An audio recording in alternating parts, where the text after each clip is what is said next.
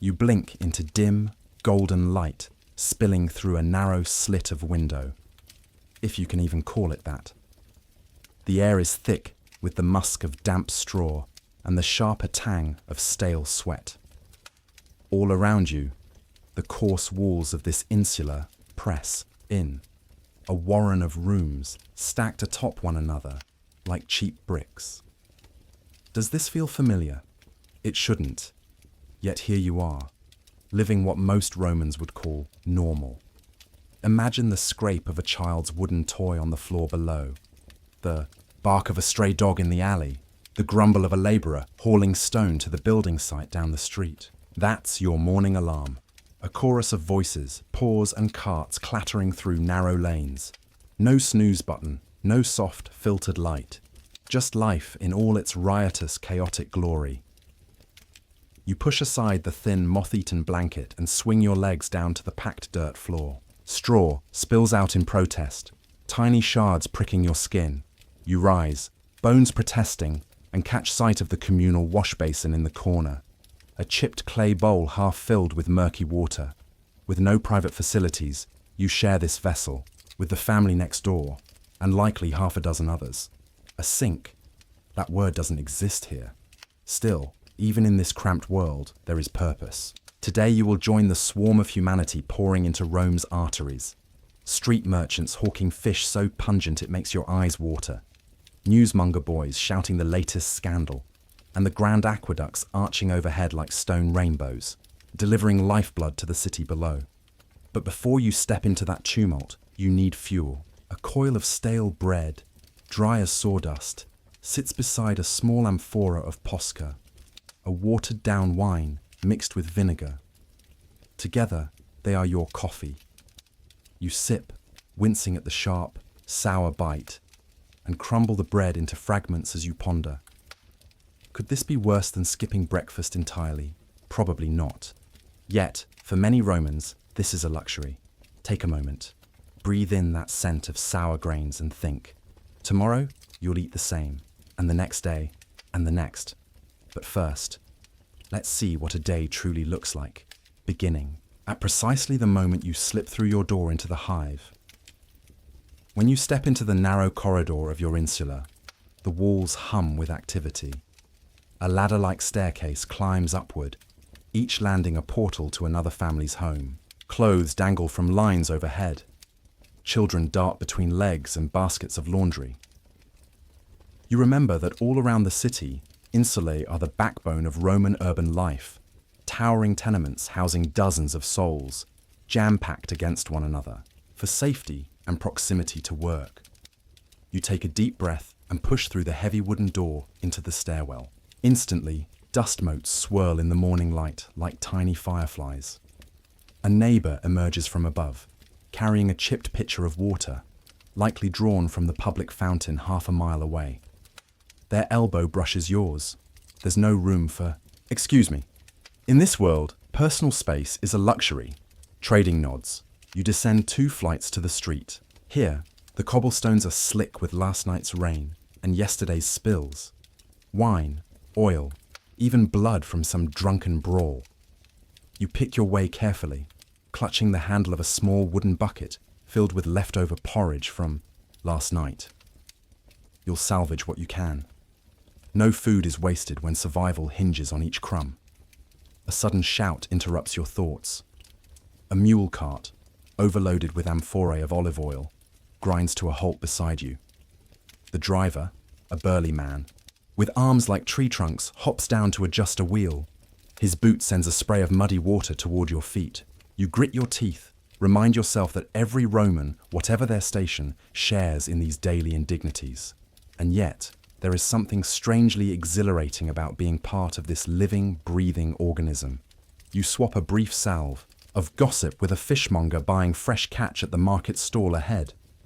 She shows you a wriggling mullet, silver-scaled and glistening, and reminds you that sometimes abundance exists even in the chaos.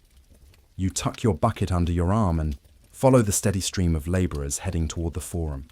Ahead lies another morning ritual, the latrina, but that's a story for the next stretch of our journey, where benches of carved stone stand side by side, privacy a distant dream, and even the humblest of conversations unfolds amid the echoes of strangers' sighs. For now, savor this moment. The cool dawn air, the rattle of wheel upon stone, the vibrant pulse of Rome waking. You are one among thousands, yet your story matters. Each heartbeat here pulses with history's raw edges, the triumphs, the tragedies, the mundane moments that shaped a civilization. Ready for what comes next?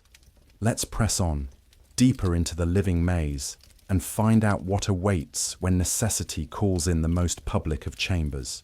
You cross the uneven threshold from your insula into the bustling street, where the morning sun glints off rough-hewn cobblestones, still slick from last night's rain. As you step out, you realize the true scale of this city. A labyrinth of narrow alleys and wider avenues crowded with merchants' stalls, shouting vendors, and citizens rushing to their daily tasks. Your bones still ache from sleeping on straw, but now adrenaline courses through your veins. There is power in this organized chaos. Ahead, a long row of carved stone benches awaits. The public latrina. You've heard tales of these communal toilets. No doors, no partitions, just a sequence of seats carved into the marble wall. Some Romans consider it a social ritual. Poets have even praised the latrina as a place of candid conversation. Yet as you approach, your stomach twists at the thought of sitting side by side with strangers, your back exposed to the chill breeze, your dignity exchanged for necessity. The latrina's floor is wet and slick, evidence of yesterday's cleansing, and the constant drip from a rudimentary drain. You pause at the entrance, taking in the scene. Men of all classes, shopkeepers in simple tunics, labourers still smudged with grime, even a well-to-do gentleman draped in a faded toga, are already seated in thoughtful silence. Each squat on the stone seat seems choreographed. A single act performed by dozens at once. A small channel of running water trickles in front of you, carrying scraps of paper-like cloth and the inevitable flakes of grime. This stream leads to a larger basin at the far end, where a slave or two kneels, dipping a shared sponge attached to a wooden handle, known as the tersorium, into the murky water. The same sponge will be used by every person who occupies the next dozen seats. You gulp, heart pounding. This is not just hygiene, it's a lesson in humility. You step into position, adjusting your tunic as best you can to maintain a shred of modesty. Behind you, voices murmur in Latin, discussions of grain shipments, gossip about the emperor's latest decree, quips at the expense of the fellow on your left, who seems oblivious to a persistent squeak coming from his seat. A soft rustle confirms your neighbour is rummaging for his purse, perhaps counting coins in anticipation of a morning snack. Once you settle, a brief peace descends. The world outside, the hawkers, the carts, the street performers, recedes into a muted hum. For these few minutes, every man here is equal. No one boasts of titles. No one displays garments of silk or fine embroidery. All that exists is the raw, shared human need. You lean forward, clasp your hands, and let out a sigh that's part relief, part embarrassment. In this silence, you glimpse a strange camaraderie. Then, the business at hand completed, you rise. Your legs tremble with the rare shock of standing after prolonged stillness. You step aside, leaving behind the scent of damp stone and human presence. You pause to rinse your hands in the channel water, wincing at its cool touch. Above the latrina entrance, a carved inscription reads Cloacina, a nod to the goddess of the sewer, perhaps an ironic blessing for those who confess their secrets on these seats. With that ritual concluded, you head to the nearest fountain to fully wash your hands. Fountain water is thought safer, drawn fresh each morning from aqueducts that stretch across the countryside. As you cup the clear liquid and bring it to your face, you can almost forget what you've just endured. Almost. Now, with a cleaner start, it's time for ientaculum, Roman breakfast. You weave through a maze of stalls piled high with baskets of stale bread, pots of garum bubbling on small hearths, and barrels of posca Vendors shout prices and tout the quality of their wares. One elderly woman beckons you closer, offering a slice of bread rubbed with olive oil and sprinkled with salt. It's the best luxury you'll taste today. You purchase your ration, a small loaf barely big enough to fill your belly, and a short clay cup of posca, the sour wine and vinegar concoction beloved by soldiers and labourers alike. You break off a chunk of bread, dip it into the tangy liquid, and chew thoughtfully. The burners of garum at the fishmonger's stall across the way release a pungent aroma that makes your nose twitch. Locals swear garum is the secret to any decent meal. But to you, it smells like the sea dragged through a sewer. A group of workmen pauses to share a loaf and a flask. You catch their conversation. Talk of mortar and bricks, the collapse of a poorly built arch, hopes for tomorrow's payment. One of the men jokes, "At least we'll have stories to tell when we meet Pluto," and they all laugh, gruff and brief. It strikes you how humour survives even in the face of hardship. You finish your irontaculum and pass by a stall draped with cured meats, pork belly dotted with peppercorns. A flash of yearning crosses your mind. But today, as always, luxury remains just out of reach.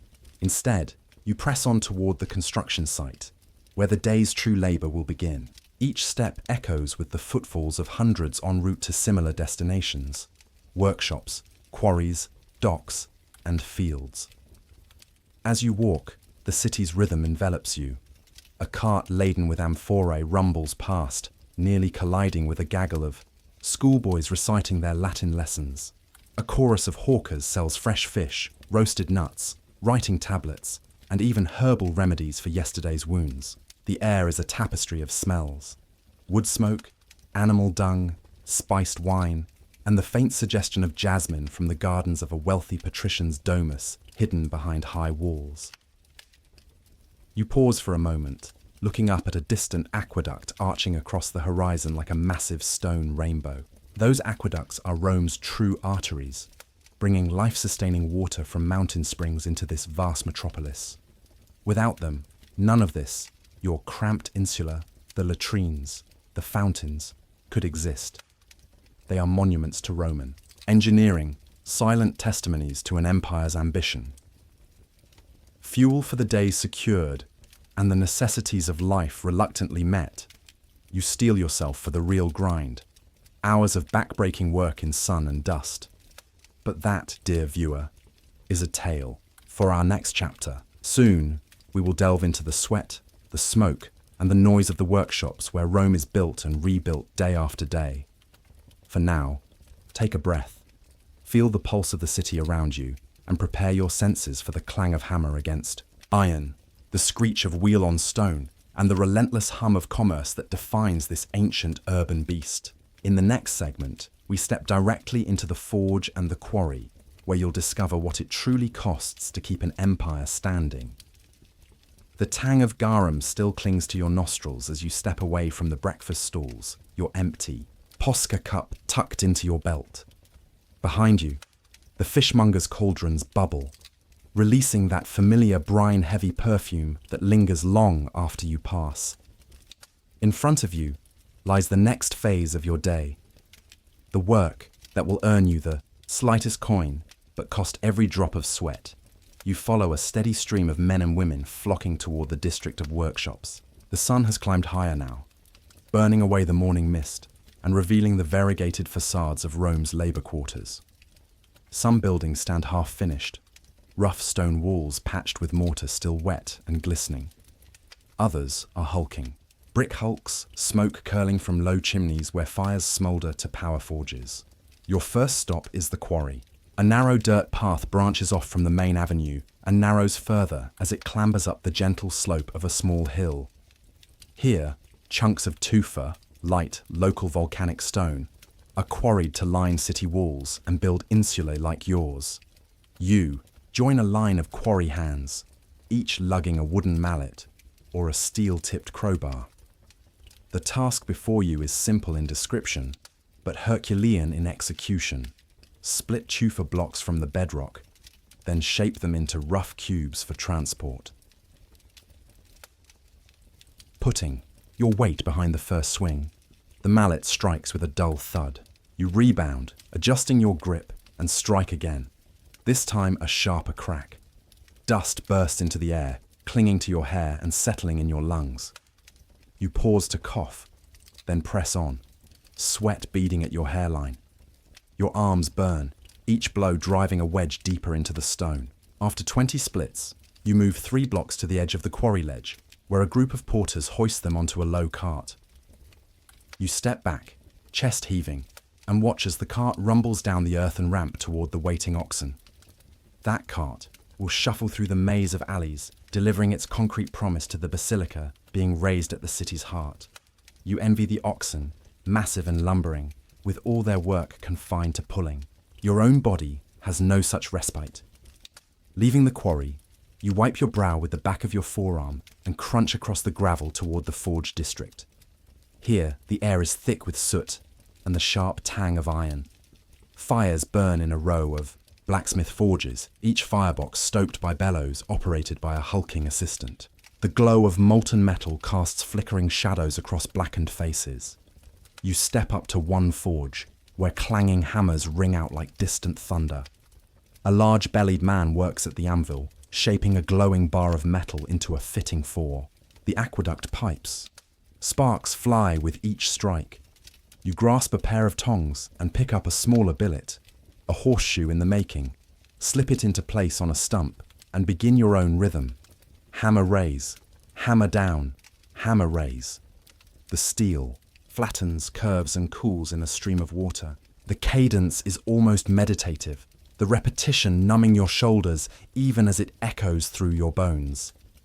Between hammer strokes, you glance around and note the hierarchy of the workshop. At the back, under a simple canopy, sits the master, Smith, an older man whose arm is scarred from decades of tempered steel. He calls out occasional corrections, his voice authoritative. A sharper angle here, a heavier strike there. The assistants scurry to fetch coal, grind file teeth, and mix pitch for tempering the finished pieces. Eventually, the master nods at your work. You lift the finished horseshoe and place it in a bucket of cold water. It hisses and steams, metal contracting in the shock of cold. You set it aside and grab another billet, hands slick with sweat and soot. The forge feels hotter now that midday heat has settled in, and the sweat on your back drips through your tunic. But there is a satisfaction here. Metal yielding to will, form emerging from raw fire. When the horseshoe count reaches 20, the master swings his hammer emphatically on a half-shaped axle fitting. "Enough," he calls. You exhale, shoulders sagging, and slide the tongs free. Stepping back, you stretch your arms above your head, feeling the satisfying pop as joints recalibrate. Dust and metal particles cling to your hair and eyelashes. You rub at your eyes, sending a small cloud of soot into the air. A bell rings from the nearby temple of Vulcan, marking the hour. Right on schedule, you drop your tools and follow the other forgemen toward the communal water trough. Here, a trough fed by an aqueduct channel flows continuously. You cup your hands, lift the cold water to your lips, and feel the grit wash away. Your stomach grumbles. Half a day's worth of labor demands nourishment, but that luxury will have to wait for a later break. With a brief moment of respite, you move on to your final station of the morning. The sewer maintenance crew. A narrow manhole-style lid sits flush with the street. Its cast-iron surface sends a shiver up your leg as you step on it. You and 3 others lift it away, revealing a shaft descending into darkness. Torches line the lip, casting their amber glow on damp stone steps below. You descend into the bowels of the city. The smell hits you first, a foul concoction of human waste, stagnant water, and decay. You cover your mouth with a rag and slip on wooden clogs, simple platforms that keep your feet above the murky flow. The tunnel is low-roofed. You stoop to avoid scraping your skull. Water trickles along a central channel, and small trickles seep through the mortar-cracked walls. Your task is to clear debris. A clog of rags here, a sludge build-up there.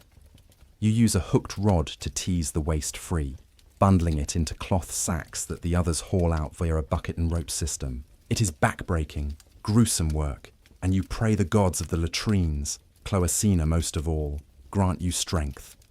After clearing 3 pails of sludge, your arms protest fiercely. You haul yourself to the surface, gasping for clean air. You stand on the street, bleach white from the underground grime, and wipe your face.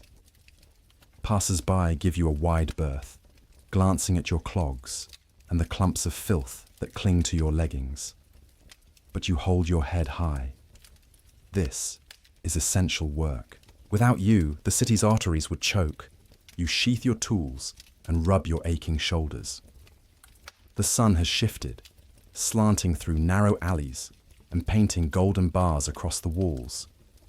It is nearly time for your midday meal, but first you pause by a baker's cart. Fresh loaves emerge from a bricked oven, crusted golden brown.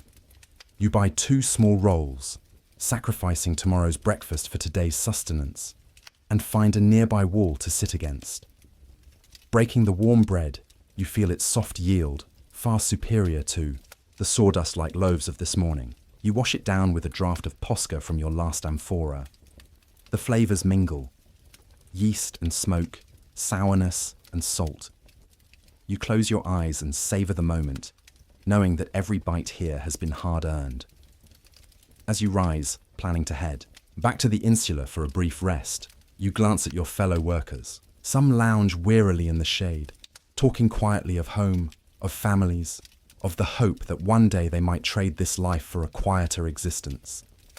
Others simply sit in silence, eyes closed, letting the warmth of noonday sun seep into their bones. Standing up, you stretch your legs and feel the satisfying fatigue of well-spent labour. You gather your rolls, tuck them into your belt, and begin the walk back through the winding streets. The city around you hums with ongoing commerce. A merchant selling fresh figs, a scribe inscribing a letter, children chasing a hoop along the pavement. Your insula looms ahead, its rough stone facade etched with the memories of countless lives. As you step across its threshold, you feel the relief of returning to familiar confines. Yet you know that this rest is only brief.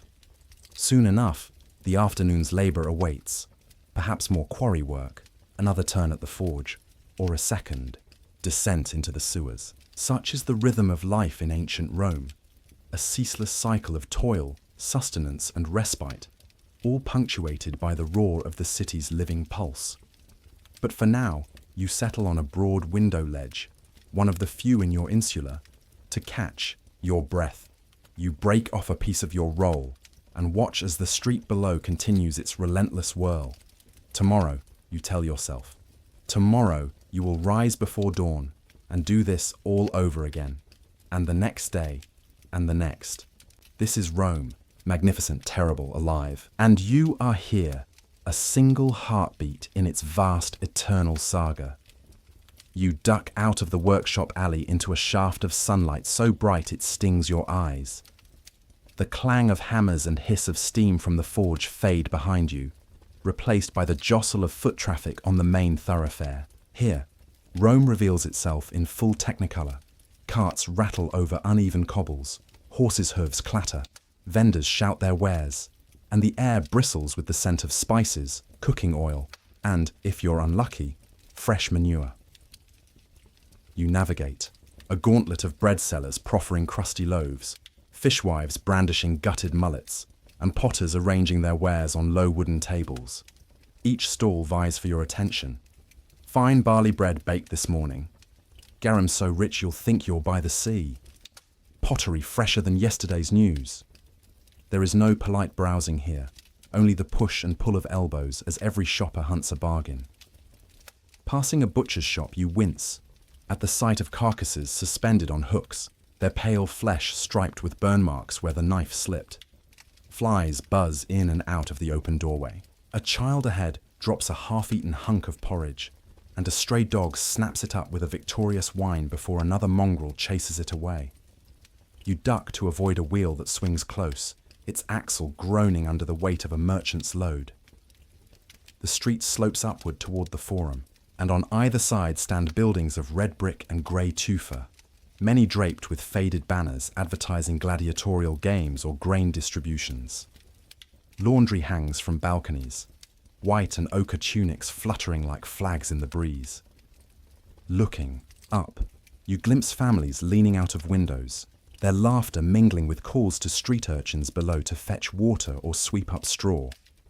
A sudden gust kicks up dust, and you lift your tunic over your mouth to avoid choking. The dust settles in grains on every surface, woven baskets, tiled roofs, even the marble steps of a nearby temple. Yet beneath the grime glitters the promise of Rome's splendor. Stately columns rising above the rooftops, the distant gleam of the capital's marble, and beyond it, the countless domes and pillars that mark the city's skyline. You pause at a busy intersection where 4 streets converge. A water cart stands to one side, its driver a lean man with leathery skin, offering ladles of drinking water for a few, coins. You step forward, glug a handful of cool liquid, and let it dribble down your chin. Around you, traffic veins inward and outward, a procession of magistrates in trimmed togas, labourers hauling rubble, women carrying amphorae of fresh water on their shoulders, scribes scrawling notices on wooden tablets. As you leave the junction and head toward the Aventine Quarter, the street narrows and the stakes of everyday life grow sharper. Here, the wealthy have begun their morning drives in gilded carriages, horses plated in bronze, lictors clearing a path. You sidestep 3 lictors bearing fasces, bundles of rods symbolizing authority, marching ahead of their master, whose purple-trimmed toga speaks volumes about rank. Their presence hushes nearby vendors, who bow their heads and avert their eyes. But just around the bend, you're back among common folk. A water seller hawking chilled jugs of well water, a clown juggling gourds to draw a crowd, a street cleaner sweeping away yesterday's rubbish into a growing pile at the curb. Children dart in and out, chasing a hoop made from vines, their laughter piercing the clamour. You smile despite yourself. Amid grime and racket, there is energy here that no palace could ever replicate. Your next destination lurks behind an unassuming wooden archway, a public fountain fed by the aqueducts that span valleys and hills for miles. You slip through a gap in the crowd and find yourself in a small plaza where water gushes from a carved stone lion's mouth into a marble basin. A steady stream spills over, filling jars, cups, and the palms of needy hands. You step up, cup, 2 hands together, and pull in a mouthful of crystal clear water, so different from the latrina trough, so vital to life in Rome. With thirst sated, you follow the ambient rumble through a narrow passage and emerge in front of the Thermae, Rome's great communal baths. The facade is a masterpiece of arches and columns, marble gleaming even through decades of soot and weather. A massive wooden door swings open, revealing a gentle steam hovering above a doorman's bald head. He eyes you over his shoulder, nods, good-naturedly, and gestures inside. Stepping into the tepid atrium, you are greeted by the scent of heated stone and perfumed oils. The floor is mosaic, depicting Neptune riding waves of salmon and dolphins. Patrons mill about in nothing but towels, a senator in saffron cloth, a fisherman with a rough linen wrap, a boy no older than 10 pretending to be an orator. There's laughter, the splash of water, and hushed conversations about politics and poetry. First comes the apoditerium, the changing room, where you hand your tunic to a slave who tags it with a bit of string and leads it to a wooden locker. You stand in a simple loincloth, a startling vulnerability. But here, that's the point. Everyone is equal before the water. You step through a colonnaded corridor into the tepidarium, a room warmed by systems of underfloor heating. The walls radiate gentle heat, loosening your muscles as you glide toward the central pool. The water is pleasantly warm, and as you wade in, you hear the drone of conversation. A shoemaker complaining about the price of leather, a baker bragging about his new oven, a poet reading verses by heart. You find a spot near the edge and settle in, letting the warmth seep into every ache. A slave brings you a small dish of oil and a curved tool, a strigil, and demonstrates how to rub the oil into your skin, then scrape it off, carrying the grime away. The action sends a shiver down your spine, and you can't suppress a laugh at how oddly invigorating the process feels. After your skin is cleaned, you move deeper into the baths. First, the caldarium, an even hotter steam chamber, where the air is thick like fog. Sweat pours down your face, and you rest against a heated marble bench, palms pressed flat, as though absorbing the sun itself.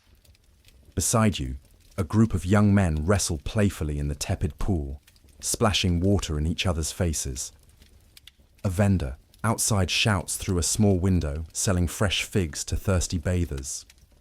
Finally, you emerge into the frigidarium, a plunge pool so cold it takes your breath away. You steel yourself, duck beneath the surface, and feel your heart race as the water bites at your skin. You surface, gasping, exhilarated. This contrast, hot then cold, is not just cleansing. It is ritual. It forges mind and body, preparing you for the day's true trials. Rounding the final colonnade, you find yourself in the palaestra, a courtyard where athletes train. You watch as discus flies through the air, wrestlers grapple on padded mats, and instructors bark orders in clipped tones. For a moment, you envy their strength, their dedication to physical perfection. But then you remember, you've already earned your share of toil today. Stepping back out into the sun-baked streets, you feel renewed. The bustle seems quieter, somehow more bearable after the bath's ritual purification. You don your tunic, again, rising from that brief interlude, more mindful of every scrape, every sore muscle, every drop of sweat you will shed before nightfall. As you head toward the forum to observe the afternoon's proceedings, you realize that in Rome, water is more than necessity. It is theatre, community, and a testament to human ingenuity. From the aqueducts that feed the fountains to the intricate plumbing beneath your feet, every drop is proof of an empire's grandeur. And albeit with grime and discomfort, you are part of it, living at the pulse of this city's undying heartbeat. Soon, you will learn what happens when your body demands care beyond soap and water, when wounds fester and primitive medicine stands between life and death. But for now, carry this feeling with you. The cool kiss of water, the camaraderie in shared steam, and the quiet pride in being a small but essential element in Rome's vast mosaic. The late afternoon sun slants low, and though your arms and legs still tremble from the morning's physical trials, you press on toward the quarter where Rome's healers ply their trade. On the way, you pass plastered walls advertising remedies, cures for gout, salves for wounds, and hear the distant clang of a surgeon's chisel tuning bone like a broken harp string. You steel yourself, for what awaits is neither comfortable nor guaranteed to save you. Your destination is a small clinic, more accurately, a domus repurposed for healing. A modest courtyard opens onto 3 rooms, the atrium piled with straw mattresses, the preparatory chamber with its shelves of unguents, and beyond, the surgical ward where flesh and metal meet. Inside, wounded labourers lie on hard cots, their clothes blood-stained, groaning softly as slaves dab at cuts with vinegar-soaked cloth. A thin haze of smoke from burnt incense mingles with the tang of herbs, offering a faint reprieve to the nostrils. A murmured consultation greets you as you enter. A man sits propped on a pillow, clutching a crude bandage around his forearm. A physician, his robe smeared with dark spots, lifts the cloth and peers at the wound beneath. You catch the Latin syllables. Gangrena, foams, cauterium, your heart sinks. Gangrene, death at the edges, and cauterium, the red-hot iron that will sear flesh to stop infection. The physician instructs the slave to pour hot water over a clay bowl containing an herbal poultice of rue, myrrh, and crushed roses. Apply gently, he says, voice calm, yet devoid of comfort. The slave dips a swatch of linen and presses it to the man's arm. He cries out, not just from pain, but from hope that this ritual might bring relief.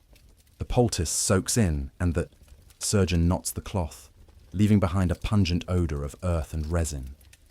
Witnessing this, you remember how easily labour can go wrong.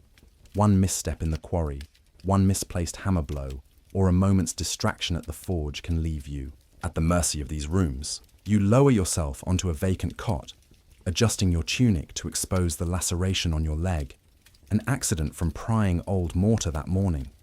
The cut is still angry red, its edges jagged. You had washed it at the fountain, but that only removed surface grime. Now you pin your hopes on these practitioners. A chattering of voices heralds the surgeon's arrival. He is an imposing figure, balding, with eyes like burnished steel, and his leather satchel clunks ominously at his side. He kneels beside you, palms gloved in linen dipped in wine, and inspects your wound. "Bit too deep," he mutters, tracing a finger along the cut. "Needs debriding." Your stomach clenches. To debride is to remove dead tissue with a razor-sharp scalpel and without anesthetic. The surgeon's slave holds a bowl of boiling water, while another adjusts a torch that casts a flickering glow across your skin. You steel yourself, gripping the cot's edge. With a flick, the surgeon sweeps a bronze basin across your lap to catch blood. Then he leans in and slices along the cut's ragged border, excising flesh until the edges look more regular. Each press of the blade is met with a gasp from your mouth, a tightening of muscles, a cold sweat. You wonder how the surgeon tolerates the sight of blood so often, then realize you are the odd one, wincing, eyes squeezed shut, counting each moment. When the dead tissue falls away, he pauses. You've lost more flesh than you anticipated, but the red, healthy edges gleam with promise. He cleans the wound with more wine, soldiers swear by its antiseptic power, then presses a fresh poultice into the cavity, a mixture of honey, for its sweet stickiness and natural antibiotic quality, and pounded frankincense resin. The slave wraps it firmly with linen strips, winding each layer tight to staunch bleeding. The surgeon straightens and appraises his work. Change daily. Avoid Menzies water. No stale runoff from the latrina. Drink Posca with rue to quiet fever. Fever, the silent killer that can overtake even the mightiest. He murmurs a quick prayer to Aesculapius, the god of medicine, then moves on to the next patient, who bears a burn scar, turning dark and crusted. You sit up, arms heavy as lead, and cradle your leg. The pain is a hot hammer, but beneath it, you feel curiosity, an admiration for this blend of art and science. These men and women have no scalpels finer than bronze and no syringes. Yet they piece together cures from nature's offerings. They extract oak gall tannin to staunch bleeding, use ground sphagnum moss as a primitive bandage, and apply papyrus poultices that might draw out toxins. Across the room, a boy no older than 10 begs for relief from abdominal cramps. A healer kneads his belly with practiced hands, murmuring soothing words like an incantation. You note the gentle pressure coaxing muscles to relax, a reminder that not all healing relies on bloodletting or drills. Once you can stand, you follow the procession to the exit, where a scribe hands you a papyrus scroll, instructions for care, and a prescription of diet, more porridge, lightly broiled fish, moderate wine. You tuck the scroll into your tunic and step back into the street, blinking against the late afternoon glare. The city's chaos greets you anew. Carts careening, merchants hawking, children in rags playing with hoops. But as you limped toward the insula, you carry more than pain. You carry respect. This is humankind's raw ingenuity. Herbal compresses from provinces across the empire, surgical tools shaped by blacksmiths, formulas passed from father to son, woman to apprentice. In a world without modern labs, these remedies are a fragile bulwark against death. On your way, you pass a stationer's stall advertising medical texts for sale. The listing names Hippocrates and Galen, whose words travel from Alexandria to distant Londinium. You wonder how many Romans can read, How many healers copy lines by candlelight to preserve the law of now and then? A modest fortune in knowledge resides here, yet access is a privilege, beyond most lives tethered to manual toil. Finally, you reach the insula. You settle on your straw mattress, tender leg elevated on a stool. A neighbor offers a cup of weak posca mixed with crushed mint, an improvised analgesic. Swirling the liquid in your mouth, you taste the bite of vinegar, the cool hint of herb. You swallow and feel a gentle calm ripple through your limbs. As evening deepens, the city softens. The glare of noon becomes amber dusk. Lanterns light one by one, and the crowded streets thin as families return home. You lie back, listening to the creaks and sighs of the building, the distant murmur of a street poet reciting epic verse. Pain still throbs where flesh was removed, but underneath, you feel something stronger, resilience. Today, you have seen the underside of Roman life, not the marble temples or triumphal arches, but the vulnerability of flesh and the courage to mend it. You have watched surgeons excise disease, healers summon salves, and patients endure without complaint. You have tasted honey-stung bandages, smelled incense and wine, felt the sting of the scalpel and the relief of a poultice's embrace. Rest, now, for tomorrow you will rise again, perhaps to carry stones, shape metal, or descend into the bowels of Rome's sewers. Whatever awaits, you know this. In the face of pain, Romans do not simply endure. They innovate, adapt, and press on. And as you drift toward uneasy sleep on your straw-strewn bed, you hold on to that truth. The human spirit's capacity to heal is as remarkable as any aqueduct, any amphitheater, any empire. The late afternoon light slants through the narrow insular window as you make your way back into the heart of the building. The day's labors have left your muscles weary, your tunic stained with dust and soot. Yet as the sun dips toward the horizon, one thought drives you onward.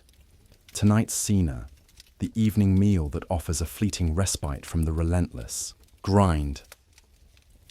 You step into the narrow alley that leads to the communal courtyard, where a handful of neighbors are already gathered.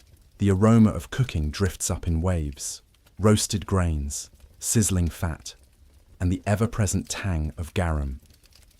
A neighbor ladles out a thin porridge from a clay pot, steam spiraling into the cooling air. Another passes around strips of salted pork, still warm from the embers.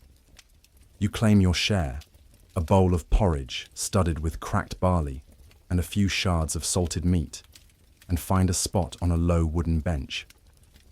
As you settle in, you notice how people arrange their supper. Some huddle, in clusters, swapping morsels and gossip. Others eat in near silence, their gazes distant. You dip your bread into the milky porridge, the grains soft and satisfying against your teeth. The salted pork is a luxury, fleshy ribbons with a thin film of fat that melts on your tongue, lending a smoky sweet counterpoint to the bland porridge. Between bites, you look around the courtyard. A small altar to Vesta, the goddess of hearth, stands against the far wall, an eternal flame sputtering in a bronze bowl. A few coins and a sprig of laurel lie at its base, offerings to ensure the fire never dies and the household flourishes. Even here, in this humble tenement, Romans honor ritual. A neighbor dips his thumb into olive oil and flicks it toward the flame, murmuring a quick prayer. You follow suit, hoping your own gesture carries weight with the gods. The porridge gone, you break off a chunk of stale bread, tearing it with calloused fingers. You crumble it atop the salted meat, creating a makeshift pie that you press together and pop into your mouth. The flavors mingle. The chew of bread, the brine of pork, the burnished hint of ancient grain. It's simple fare, but after a day of splitting stone and shaping iron, this meal tastes almost divine. A mule clip-clops past the courtyard entrance, its bell tinkling as it carries a cart piled with amphorae of wine. This is not the fine Falernian vintages of the patricians, but a coarse, heady red that gladdens the heart nonetheless. You lift your cup, an inverted half amphora shell, and tip it back. The wine is bitter, sour at the edges, but it warms your belly like liquid fire.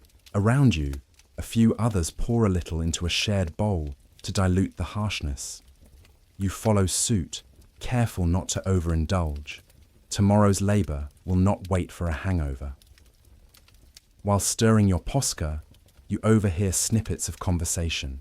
A shoemaker lamenting the cost of leather, a baker boasting of fresh millet rolls, a mother praising her son's newfound job as a messenger boy. Their words weave a tapestry of everyday life, struggle tinged with small triumphs. You realize Cena is more than nourishment. It's a social ceremony, a time to share news, forge bonds, and find brief comfort in camaraderie. As the wind shifts, the scent of roasting garum-infused fish drifts in from below. A neighbor waves you down to her pot, offering a taste. You nibble a sliver of tender fish, its flesh flaky, its rind crisped by the flame. The garum glaze is pungent, a briny punch that lingers in your mouth. Despite yourself, you savor it, marveling at how this fermented sauce can transform the humblest ingredient. Nearby, a group of men reclines on straw mats laid across low benches, an imitation of the fashionable reclining posture of Rome's elite. They prop themselves up on cushions borrowed from wealthier tenants and dine on slices of cheese, olives, and honeyed cakes. You observe this mini banquet with some envy. Their honeyed cakes glint like amber gems, but you know such sweets are reserved for special festivals, not the weekly cena. As darkness gathers, lanterns flicker to life on iron hooks. Their oil lamps cast dancing shadows across the walls, illuminating faces drawn by work and softened by the evening. A mother jostles a child, feeding him spoonfuls of porridge. A pair of old men lean close, sharing a flask of watered wine and arguing over the best chariot racer.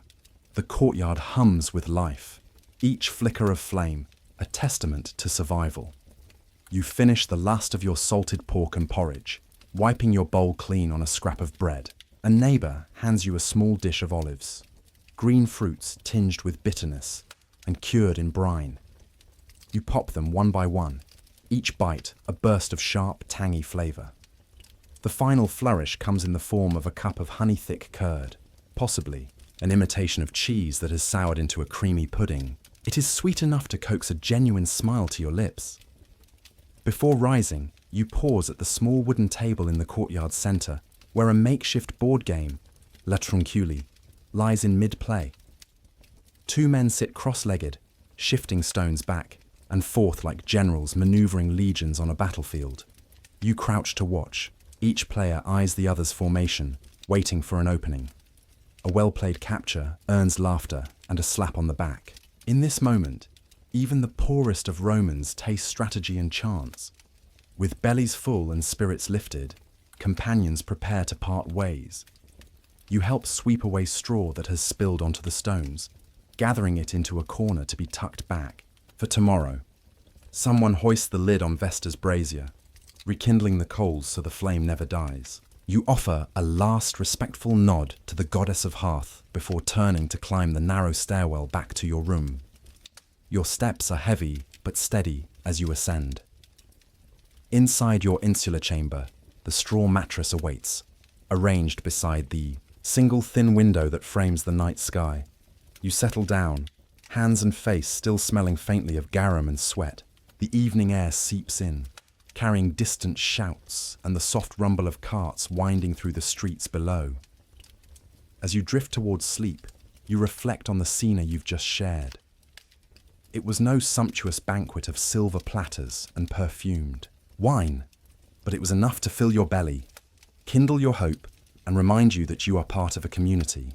Around you, dozens of lives intersect in that smoky courtyard, each one clinging to routine, to solace, to one more day in a city of marvels and hardships. Tomorrow, your path may take you back to the forge or the quarry, or perhaps to an unexpected corner of Rome where another story awaits. But tonight, you rest on the simple grace of bread and porridge, of salted pork and bitter wine, of laughter echoing beneath lantern light. This is Roman Cena, modest, communal, indispensable, and in its humble warmth you find a momentary peace. The late sun casts long shadows across the city as you step away from the clang and clamour of the workshops, trading the acrid scent of smouldering metal for the heady perfume of roasted nuts and wildflowers squeezed from roadside garlands. Evening in Rome is a promise, a brief suspension of toil, an invitation to marvel, to cheer, and to lose yourself, if only for a few hours, in spectacle and song. As you approach the massive facade of the Colosseum, the ground trembles under, the hoofbeats of horses and the stamp of armoured sandals. Torches flicker along its outer corridors, illuminating banners that announce tonight's games. Venatio, beasts of the East. Munera gladiatoria, the Emperor's greatest champions. You pause to let the crowd's roar wash over you, a living tide of anticipation that surges from the marble arches like a wave breaking on the shore. Vendors weave through the masses, proffering sweet grapes still sticky with dew, spiced sausages, sizzling on portable braziers, and wooden masks carved in the likeness of wild boars and lions. You join the press of bodies squeezing through the vomitoria, those vaulted corridors that channel you into your assigned tier. Torches sputter in wall sconces, casting warm pools of light on the worn steps. A throng of spectators clambers upward, every seat taken save a few shady recesses where coinless youths perch on cold stone. At last, you perch on a low bench, tucking your tunic against a passing chill. From here, the arena floor gleams pale and dusty, crisscrossed with wooden ramps and concealed trapdoors, hinting at traps and surprises yet to come. A trumpet call splits the air, and the crowd exhales in unison. From the eastern gate emerges a parade of hunters, venatores, dressed in scaled leather and brandishing spears tipped with bronze. Behind them, cages swing open, and a pride of North African lions stalks onto the sand, manes glinting gold in torchlight. The first hunter lunges, cape swirling around him. The beast rears, jaws parting in a snarl that rumbles through your chest. You duck instinctively, heart hammering, as the two circle in a deadly dance. When the lion's paw snaps just inches from the hunter's side, gasps ripple through the stands. You clutch the bench's edge, breath caught, and then erupt with cheers when the spear finds its mark, plunging home in a gust of dust and triumphant cries. No sooner has the sand settled than another blast of horns signals the next spectacle. A squad of morning's quarry hands, those same tufa splitters, and sewer labourers you passed today, march into the arena, clad in crudely fashioned leather armour, shields scuffed from toil. They are pitted against gladiators famed for finesse, Mumio, Retiarius, Thraex, each with their own distinctive helm, weapon, and fighting style. You watch as nets fly, tridents flash, and the sand becomes stained with the quick spray of blood. Here, life and death are bound by ritual. The crowd's decisions, thumbs up or thumbs down, fall like thunder upon the fallen. Between bouts, you wander up to the upper galleries where poetry recitals and acrobatic troupes hold court. Barefoot dancers in filmy tunics twist into impossible poses, forming human pyramids that sway like living sculptures. Jugglers fling torches in crescent arcs, catching them without pause. A blind musician plucks a seven-stringed lyre, his calloused fingers coaxing melodies both mournful and sublime. You press a small coin into his outstretched hand, and he closes his eyes in gratitude before launching into a hymn for Jupiter, notes reverberating through arches and blending with the distant roar below. When the performances shift to the circus, Maximus, you slip away from the Colosseum's echoing roar and follow the throng through tight alleys into the vast oval of chariot racing grounds. Here, the air is thick with dust and the aroma of singed leather harnesses. 4 teams, reds, blues, greens, whites, huddle at the mete, wheels trembling as grooms make last-minute adjustments. You find a perch atop wooden bleachers, the twang of leather straps and the neigh of horses growing louder by the second. Then, release. Rhines snap taut. 8 horses bolt forward, hooves pounding the track like thunder. Charioteers lean into the turns, naked calves straining as wheels screech on sand. A flare of colour blurs past. The green faction leaps into an early lead. Charioteers, cloak snapping behind him like a banner. You rise to your feet, chest tight with excitement, and scream alongside thousands of others as the horses round the spina at breakneck speed. Dust clouds billow up, buffeting the stands. The horses, nostrils flare, mouths foam, spurs bite, whips crack, and one chariot wobbles dangerously, nearly tipping, only to right itself in a gasp-inducing moment. Lap after lap, the contest hones into a head-to-head duel between green and blue. Each pass elicits cheers, groans, and bets shouted in the open air. You spot a fishmonger from this morning's route leaning over the railing, fists clenched, eyes bright as she urges her favourite on. Her shouts meld with the crowd's crescendo as the green charioteer lunges across the finish line, nostrils flared, wheels skidding in the final dust cloud. Victory and despair unfold in that instant.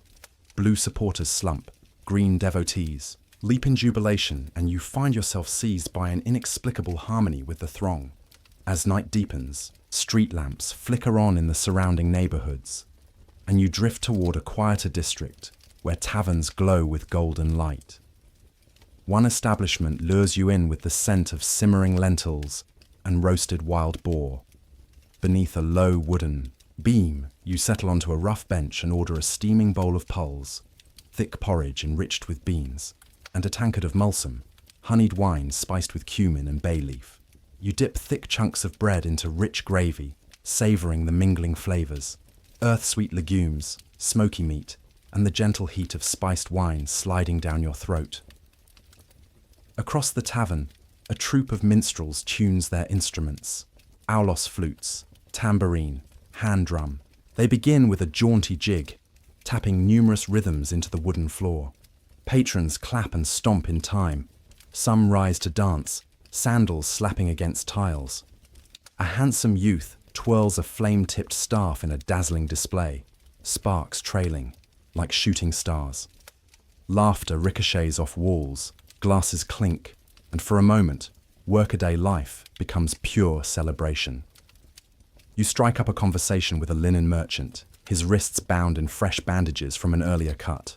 He tells you how he once traded cloth along the Danube frontier, saw waterfalls the height of towers, and heard languages that sang like birds. You lean in, entranced, until a melody from the flutes shifts to something slower, more soulful, a lament for lost loves and distant homes. You close your eyes, imagine distant fields back beyond the walls, and taste a pang of longing. Before you realise, the hour has grown late. You finish your mulsum, leave a few coins on the table, and emerge into cool night air. The city around you is hushed, but still alive. Lantern-lit doorways, the occasional clatter of a late-returning cart, shadows flickering as street performers pack away their drums and masks. You walk back through abandoned stalls and silent fountains, the echo of the day's spectacles still ringing in your mind. As you cross the threshold of your insula, the hush of night envelops you. The world you entered this morning, the roar of the Colosseum, the thunder of chariot hooves, the laughter in smoky taverns, now exists only in memory's glowing embers. You climb the narrow stairs, each step reminding you of the weights you carried, the tools you wielded, the blood you saw today. And yet, here at day's end, you recognize that these entertainments were not mere diversions. They were the lifeblood of a civilization that thrived on communal drama, on shared adrenaline, on stories enacted not on paper, but in flesh and sand. Tonight, as you lie back on your rough straw mattress and watch the final embers of the lanterns wink out through the tiny window, you carry with you more than fatigue. You carry the echoes of roars and flutes, the scent of garum and wine, the rhythm of hoofbeats still drumming in your chest. And somewhere in the dark, you sense the pulse of Rome itself, an unbroken heartbeat stretching into tomorrow's dawn, when the cycle will begin anew. You emerge from the comforting glow of the baths, back into the blaze of midday sun, your skin still tingling from the plunge in the frigidarium. Ahead lies the forum, where the edicts of empire echo off marble columns, and where justice for Roman citizens and terror for those deemed criminals unfolds before the entire city. As you step into the vast square, banners flutter from raised platforms. A magistrate, resplendent in a white-striped toga, presides over a tribunal beneath a canopy of purple. His lictors stand at attention, faces stern beneath crested helms, their fasces, bundles of rods bound around an axe, shining in the light. One crack of their rods on the marble steps will summon silence from the throng that has gathered. Senators and soldiers, merchants and matrons, slaves and freedmen, all drawn by equal measure of curiosity and fear. You thread your way through clusters of onlookers. To your left, a young plebeian woman clutches a folded tablet, her knuckles white with anxiety. She stares at the magistrate as if pleading for mercy. To your right, a grizzled veteran recalls, "Past trials allowed," gesturing widely as he recounts a verdict that exiled a neighbour. You pause near a tall column topped by a bronze lion, an emblem of imperial power, and draw in a steadying breath. Today's docket promises spectacle as much as due process. A herald steps forward, voice echoing through a bronze mouthpiece. Case of Marcus Flaccus, accused of theft and conspiracy. A ripple of gasps. Flaccus was no common crook. Rumours link him to whispered plots against the grain dole. He is led forward, bound in chains that glitter when he stumbles under their weight. His toga is torn in places, revealing scalped arms scarred from past beatings. The magistrate's clerk reads the charges: entry into a noble's domus by night, removal of state grain, seditious speech. Flaccus speaks haltingly, voice cracking. "I was hungry. My children starved." His words hang in the air. For a moment, sympathy flickers across faces in the crowd. But then the magistrate's eyes narrow. "Justice fears no excuse," he intones. A lictor steps forward and raises an axe from the fasces, symbolically reminding Flaccus and everyone else of the penalty for treason and theft under the 12 tables. You feel a chill. Even the poorest of citizens understands that stealing from the state is akin to waging war on Rome itself. The crowd shifts. A chorus of disapproval rises as Flaccus is remanded to await sentencing. He is dragged away by vigiles, Rome's night watch acting as jailers by day, who cuff him and march him down an adjoining street toward the Casa Mamertinus, the ancient prison beneath Capitoline Hill. As the gates clang shut behind him, you hear his anguished cry echo in the plaza, a stark reminder that in Rome, justice is swift, public, and at times, brutal. No sooner has the dust settled than another trial begins. A slave woman named Tertia stands accused of poisoning her. Master's wine, evidence is scant, a smashed cup, a fragment of herb. Her accuser, an overseer with whip scars etched into his back, describes her malicious grin when the master fell ill. Tertia pleads innocence, hands bound at her back, her tear-streaked face and trembling voice contrast sharply with the overseer's boisterous testimony. A senator seated on a raised platform pats his robes for silence, then declares, "We must protect the sanctity of the domus." You wonder, is this a matter of justice or a show of power? The crowd murmurs as Tertia's fate hangs in the balance. Finally, the magistrate rules in favor of her master. The verdict: crucifixion, a punishment reserved for those who challenge the social order. The crowd roars its approval.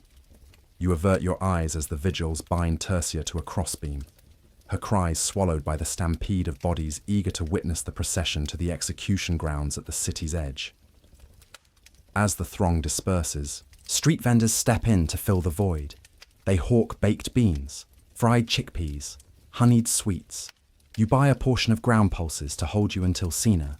Around you, some spectators jostle for best viewing spots, while others debate the merits of the rulings. He took grain for his children. She was a traitor to her dominus. The lines between law, order, and spectacle blur as Rome consumes both drama and doctrine. From the Forum, you turn down a side street toward the Basilica Julia, where appeals are heard and contracts formalized. Here, legal scholars in crisp togas convene under colonnades, poring over papyrus scrolls with stylus in hand. A scribe whispers terms of a sale contract to a buyer and seller trading parcels of land outside the city. You pause to watch the delicate dance of negotiation. One false clause and fortunes could shift. The Roman legal system, you realize, is as much a product of rhetoric and persuasion as it is of rules etched in bronze. A sudden clatter draws your gaze to the rostra, the speaker's platform, where an orator named Atticus debates the morality of public punishment. His voice rings clear. Does a spectacle of suffering truly deter crime, or does it merely satiate our bloodlust? The crowd is polarized. Some nod in agreement, others jeer at his madness. Yet his words linger in your mind like an ember refusing to die. Rome is a city that prides itself on order, but at what cost to compassion? Before you can ponder further, a cohort of vigils strides past, escorting a condemned man to be flogged for public drunkenness. His back is striped with fresh welts, each lash measured, his cries staccato. You cover your ears at the sound of flesh-meeting whip. Onlookers peer around corners. Mothers pull children to their breasts. Drunkards laugh with grim relish. Even in suffering, Rome finds a way to entertain. Shaking off the grim parade, you make your way to the tabularium, the city archive, to glance at records of past sentences. A clerk slides open a drawer of wax tablets, revealing entries dating back decades. Scribbles of theft, assault, adultery. Punishments vary. Fines, exile, branding. It strikes you how many citizens once stood where Flaccus did, and how many slaves met Tertia's fate. The ledger's monotony contrasts sharply with the raw emotions you've witnessed today. Emerging from the shadows of the archive, you head to a shaded portico near the Temple of Justice. There, you sit on a cool marble bench and reflect on what you've seen. Public punishment in Rome is a mechanism of control, a reminder of the emperor's unseen hand, and a theatre of social values. Citizens learn that laws protect property and hierarchy. Slaves learn that defiance risks the cruelest fate. Yet the system also affords avenues for appeal, written testimony, and the protection of citizen rights, no matter how tenuous. You finish. Your beans and rise, shoulders heavy with the weight of the day's revelations. The sun hangs low, gilding the city in orange light. Soon you will seek respite in the evening's scena, and then perhaps a performance at the theatre. But the imprints of this afternoon, chains clinking, gavels falling, faces contorted in pain, will remain. They are as integral to Rome's identity as its aqueducts and forums woven into the city's vast tapestry. Each citizen, slave, and magistrate plays a role in this drama of law and order. For all its grandeur and brutality, it is a reminder that Rome is built not only on stone and mortar but on the convictions and fears of its people. As you walk toward the next chapter of your day, you carry with you the echoes of gavels and the flicker of torches, the living pulse of justice in the eternal city. You leave the echoing gavels of the Forum behind and follow a procession of citizens toward the sacred quarter where gods and emperors intertwine. The marble facade of the Temple of Jupiter Optimus Maximus looms ahead, its Corinthian columns towering beneath a sky streaked with late afternoon light. This is no mere shrine. It is the beating heart of Rome's divinity and power, where worship of the Pantheon and veneration of the living emperor merge into one grand ritual. As you pass through the temple's great portico, you hear the low murmur of priests preparing for the evening sacrifice. The air is thick with incense, frankincense and myrrh, burning in bronze censers that sway gently, sending silver plumes upward. You catch the scent mingled with the sharper tang of burning animal fat. Nearby, a group of Vestal virgins in flowing, white stola stand in solemn formation, holding small loaves of saltless bread and vessels of pure spring water. Their presence alone, guardians of Rome's eternal flame, commands reverence. Ahead, a bronze statue of Jupiter dominates a raised dais. His arm is outstretched, as if blessing the gathered crowd. At the base of the dais, a dozen white bulls have been brought forth, their flanks glistening with oil. Each is marked with blood-red paint in intricate patterns symbolizing strength and renewal. You step forward, joining the throng of citizens, senators in fringed togas, equestrians in tunics edged with purple, commoners in modest woolen garments, all drawn to witness this sacred spectacle.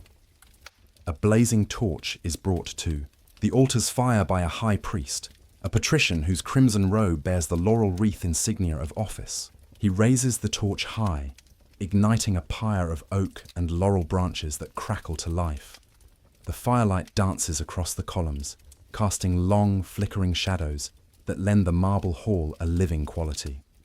A chorus of acolytes steps forward, chanting in harmonized Latin, Dominus Deorum, Domina Imperium, O Lord of the Gods, Empress of Power.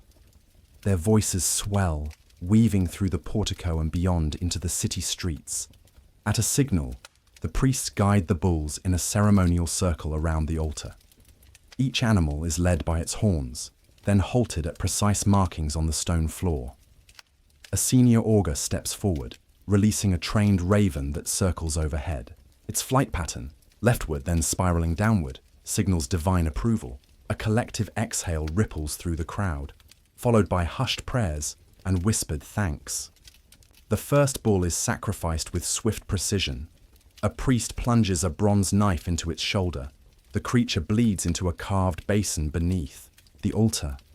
The scent of coppery blood mingles with incense, and a hush falls as smoke rises from the altar's embers. Another acolyte pours libations of wine into the basin, steam hissing on contact with fresh blood. The crowd kneels in unison, heads bowed in respect for the mingled elements of earth, fire, and the sacred.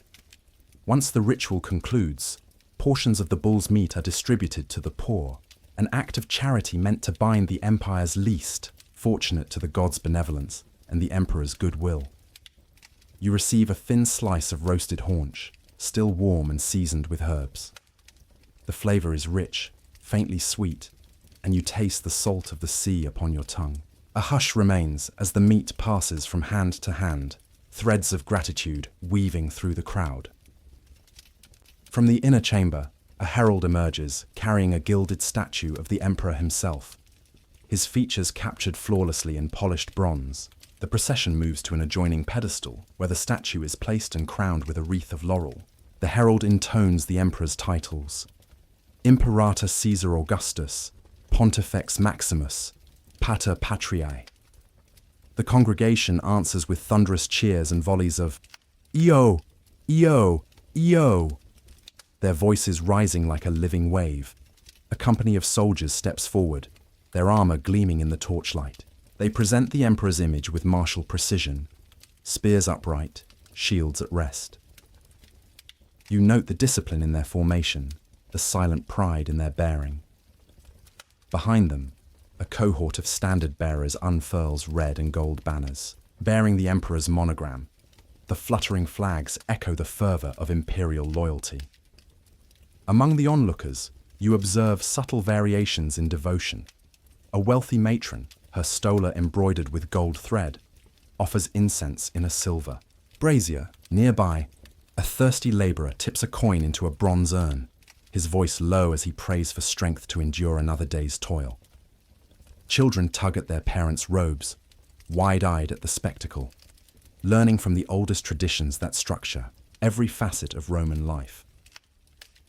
As the ceremony winds down, the high priest steps forward once more, raising his arms to invoke divine favor, not only for the gods, but for the emperor and his successors.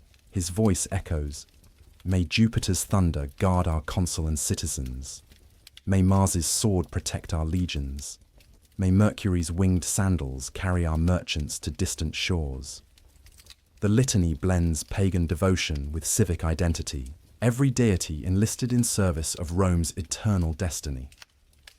Before dispersing, the crowd partakes in a final communal rite, the sprinkling of holy water from the sacred spring of Juno onto each participant. The small droplets catch the torchlight. As they fall, blessing garments and faces alike. You feel the cool mist settle on your skin, a tangible reminder that in Rome, religion is not a private affair but a communal obligation, a contract between mortal and divine. Stepping outside, the temperatures have cooled. The temple's marble, facades gleam softly under a rising moon, and the statues atop pedestals seem to gaze down upon the ancient streets with quiet authority. You pass by the Temple of Vesta next, a circular shrine where the Vestals keep the sacred flame alive. You catch a glimpse through the open entrance.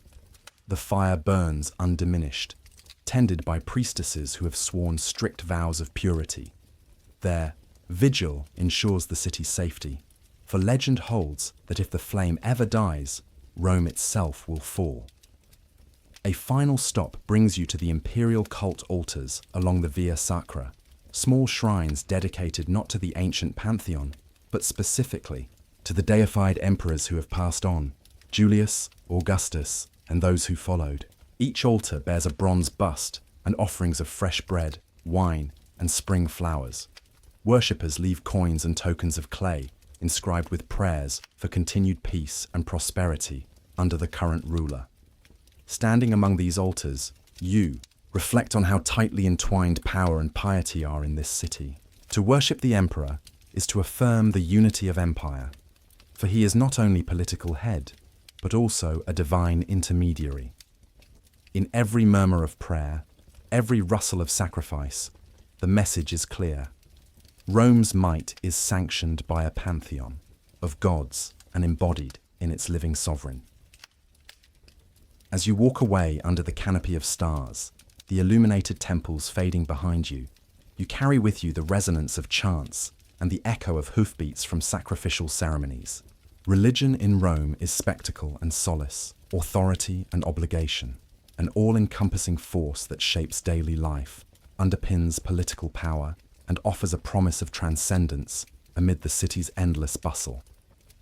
Soon, you will return to the insula's narrow corridors, to shared meals and the hum of nightly gossip. Yet tonight, as the moonlight glints off marble and metal, you glimpse Rome's true foundation, a civilization built on the sacred, ordered by ceremony, and united through a tapestry of divine and imperial devotion.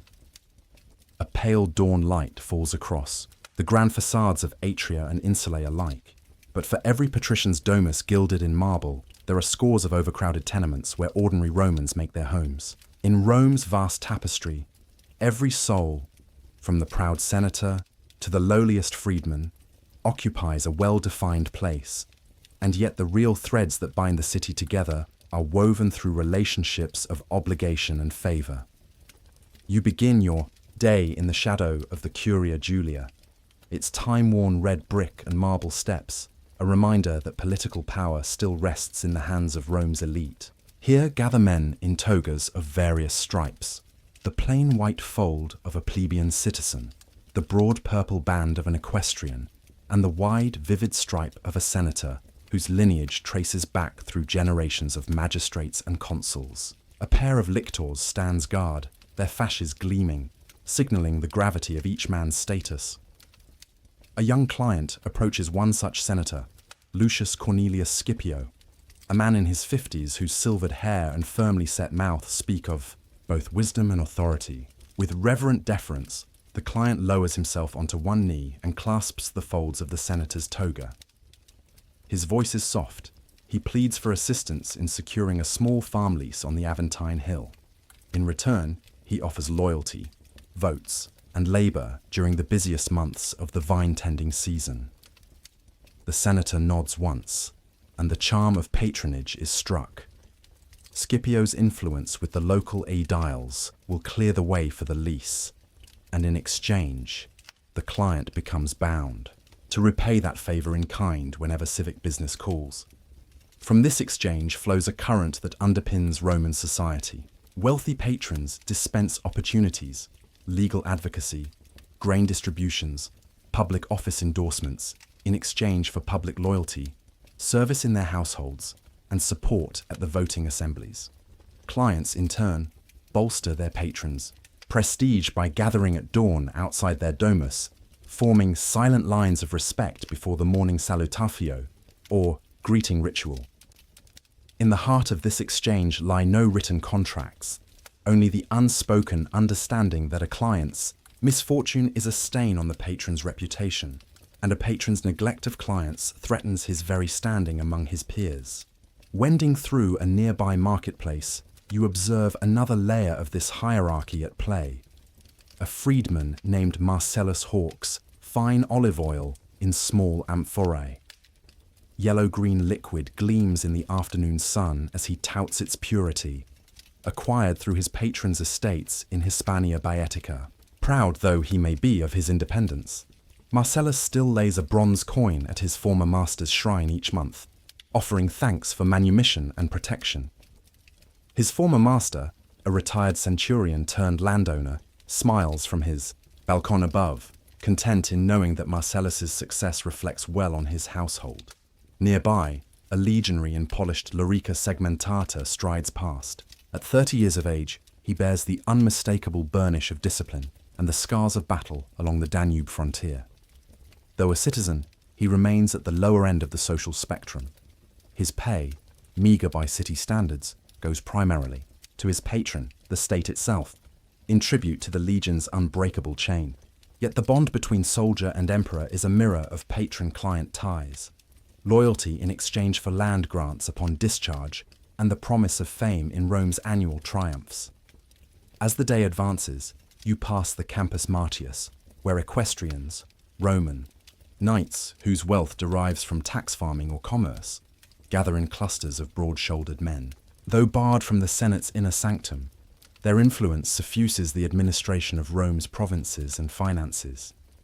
Dressed in fine tunics with narrow purple stripes, they debate business contracts and argue the merits of a new aqueduct proposal.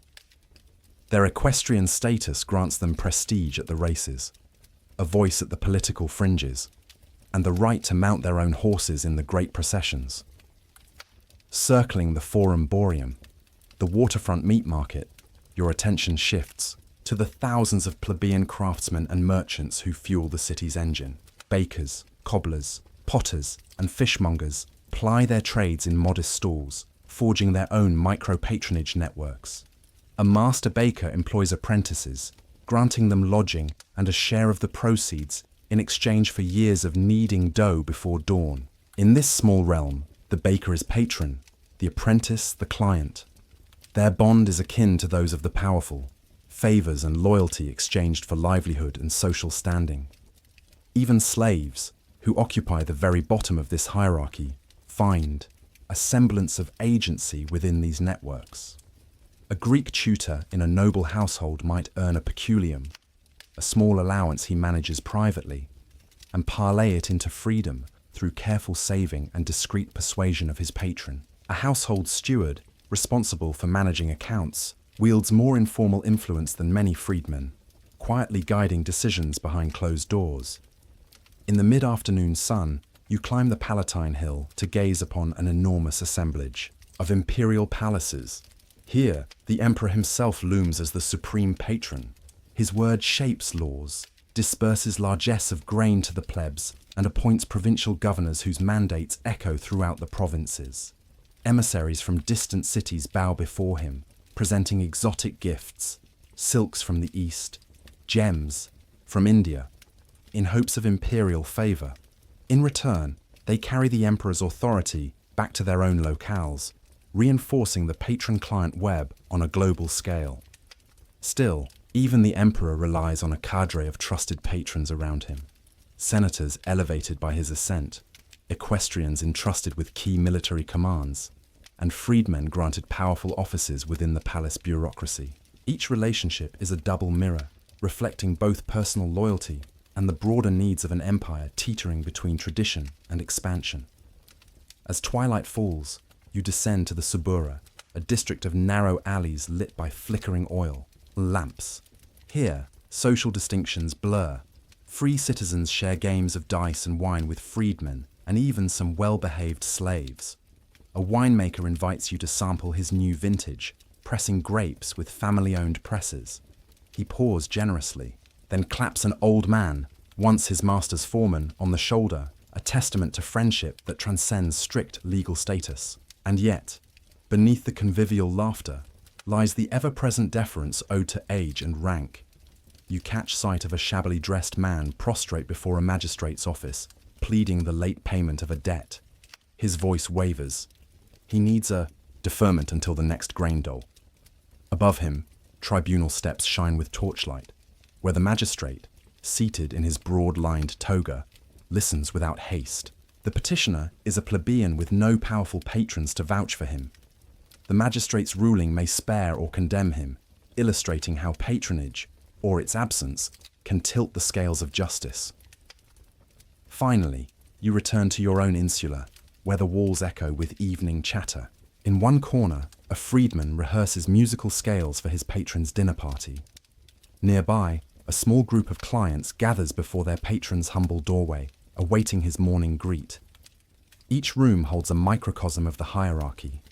Slaves, tending fires, freedmen trading news, and clients preparing salutations. In Rome, your standing determines where you sleep, what you eat, the clothes you wear, and the favors you receive. Yet, at every level, you see the same pattern.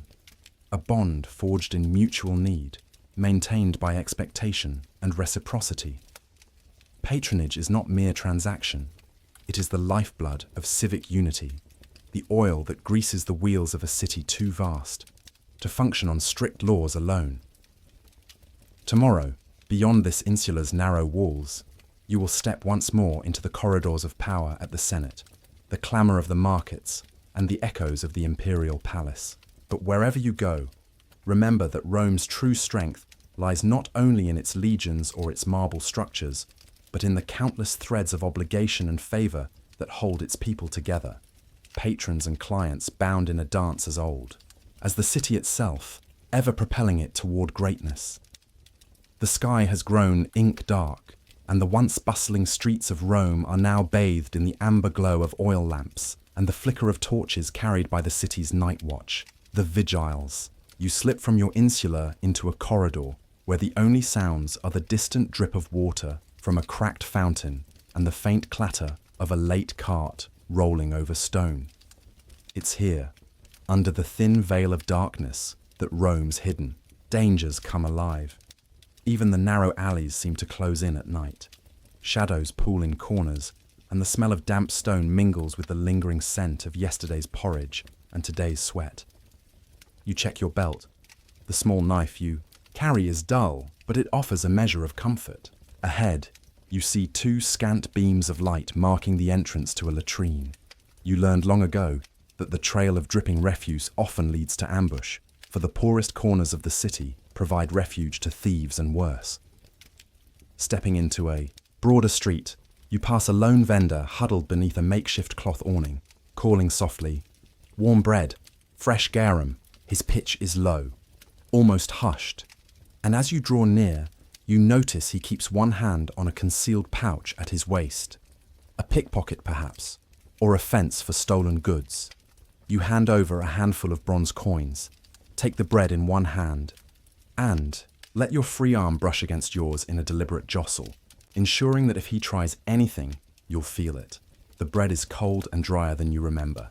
You tear off a piece, pop it into your mouth, and let your eyes adjust to the dimness. Ladders of light from upper-story windows splinter the street, but their reach is short.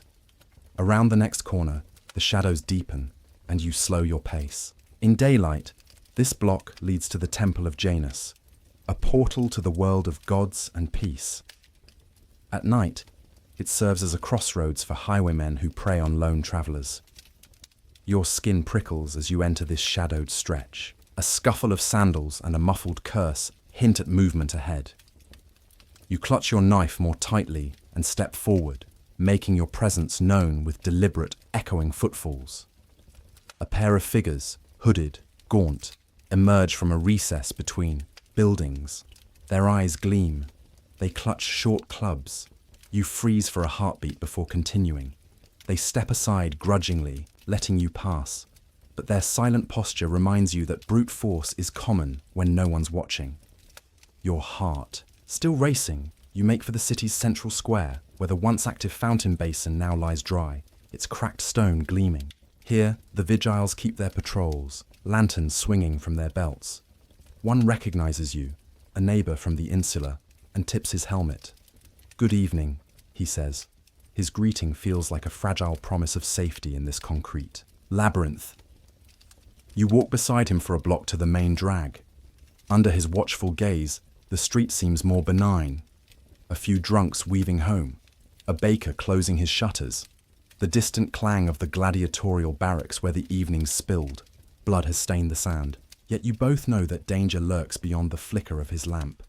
Abandoned facades that double as hiding spots, unlit alcoves where pickpockets slip in like ghosts, and strangers whose kindly nods mask darker intent. Leaving the vigil, you choose a route that hugs the busy main road, where street lamps line the curb. Here, the crowd thins, but never disappears entirely. Lantern glow spills onto the pavement, casting dancing silhouettes on stone pillars. You pass a group of drunk apprentices, arguing over who pays for the governor's wine. Their laughter rings hollow, and you sidestep to avoid their swaying bodies. Clutching your bread, you slip into a side street that will take you home more directly. That detour brings you past the sewer's manholes, once your morning's gruesome destination. Now they gape open like black pits, their iron lids removed as if to swallow the unwary. You quicken your pace, aware that a misplaced foot could send you plunging into darkness. No thanks, you think, to relive that cloying stench and slippery stones. At last, you reach a larger plaza dominated by a solitary fountain still dripping from daytime bustle. A handful of weary travellers sit on its edge, sharing swigs from a flask of watered wine. You exchange nods, a silent acknowledgement that you share this waking nightmare. They stale their breaths with laughter, but you choose the quiet path through the plaza's northern flank, where wide steps lead up to the insular entrances. Once inside, the hush is immediate and comforting. The stairwell is dim but familiar, ladder-like rungs worn smooth, walls scrawled with faded graffiti, stray bits of straw gathering in corners. Each landing hosts darkness and the occasional flicker of a lamp left burning by a cautious neighbor. You ascend slowly, pausing to hear no footsteps overhead, no muffled voices plotting, only the distant drip of water from some unseen pipe. Reaching your doorway, you slide the wooden latch and step into your room. The single window is sealed, tight, but you crack it open a sliver to let in the cool night air. A breeze stirs the straw on the floor, carrying muted sounds. A dog barking 2 streets away, the hoot of an owl perched on a distant temple's cornice. You breathe deeply, relieved to be back in your own space, if only temporarily safe. Your gaze drifts to the far wall, where your knife rests on a simple peg beside the wash basin. You reach for it, inspecting the edge by lantern light. It's marginally sharper now. A good thing. Tonight's wanderings remind you that self-defense is never out of place. You sheath it, feeling the leather's familiarity. On the low stool next to your straw bed, you set the remainder of your bread and draw a small cup of water from the basin. Each sip tastes precious, a reminder of the day's aqueducts and communal baths. You glance down at the tunic you wore, stained, worn, a testament to the city's relentless demands. Tomorrow, the sun will rise again, and you will face quarry, forge, sewers, and more. But tonight, you have survived Rome's dark underbelly. Before lying down, you light a small oil lamp clipped to the wall. Its flame quivers against the plaster, casting a warm circle of light that keeps some of the encroaching shadows at bay. You kneel briefly beside your mattress and offer a quiet prayer to Janus, the two-faced god of beginnings and transitions, asking him to guard your threshold and ensure a safe passage into the morning. You settle onto the rough straw, using your rolled tunic as a pillow. The knife lies within arm's reach. Outside, you hear the distant clang of a vigile's lantern falling against stone, an ally even at this late hour.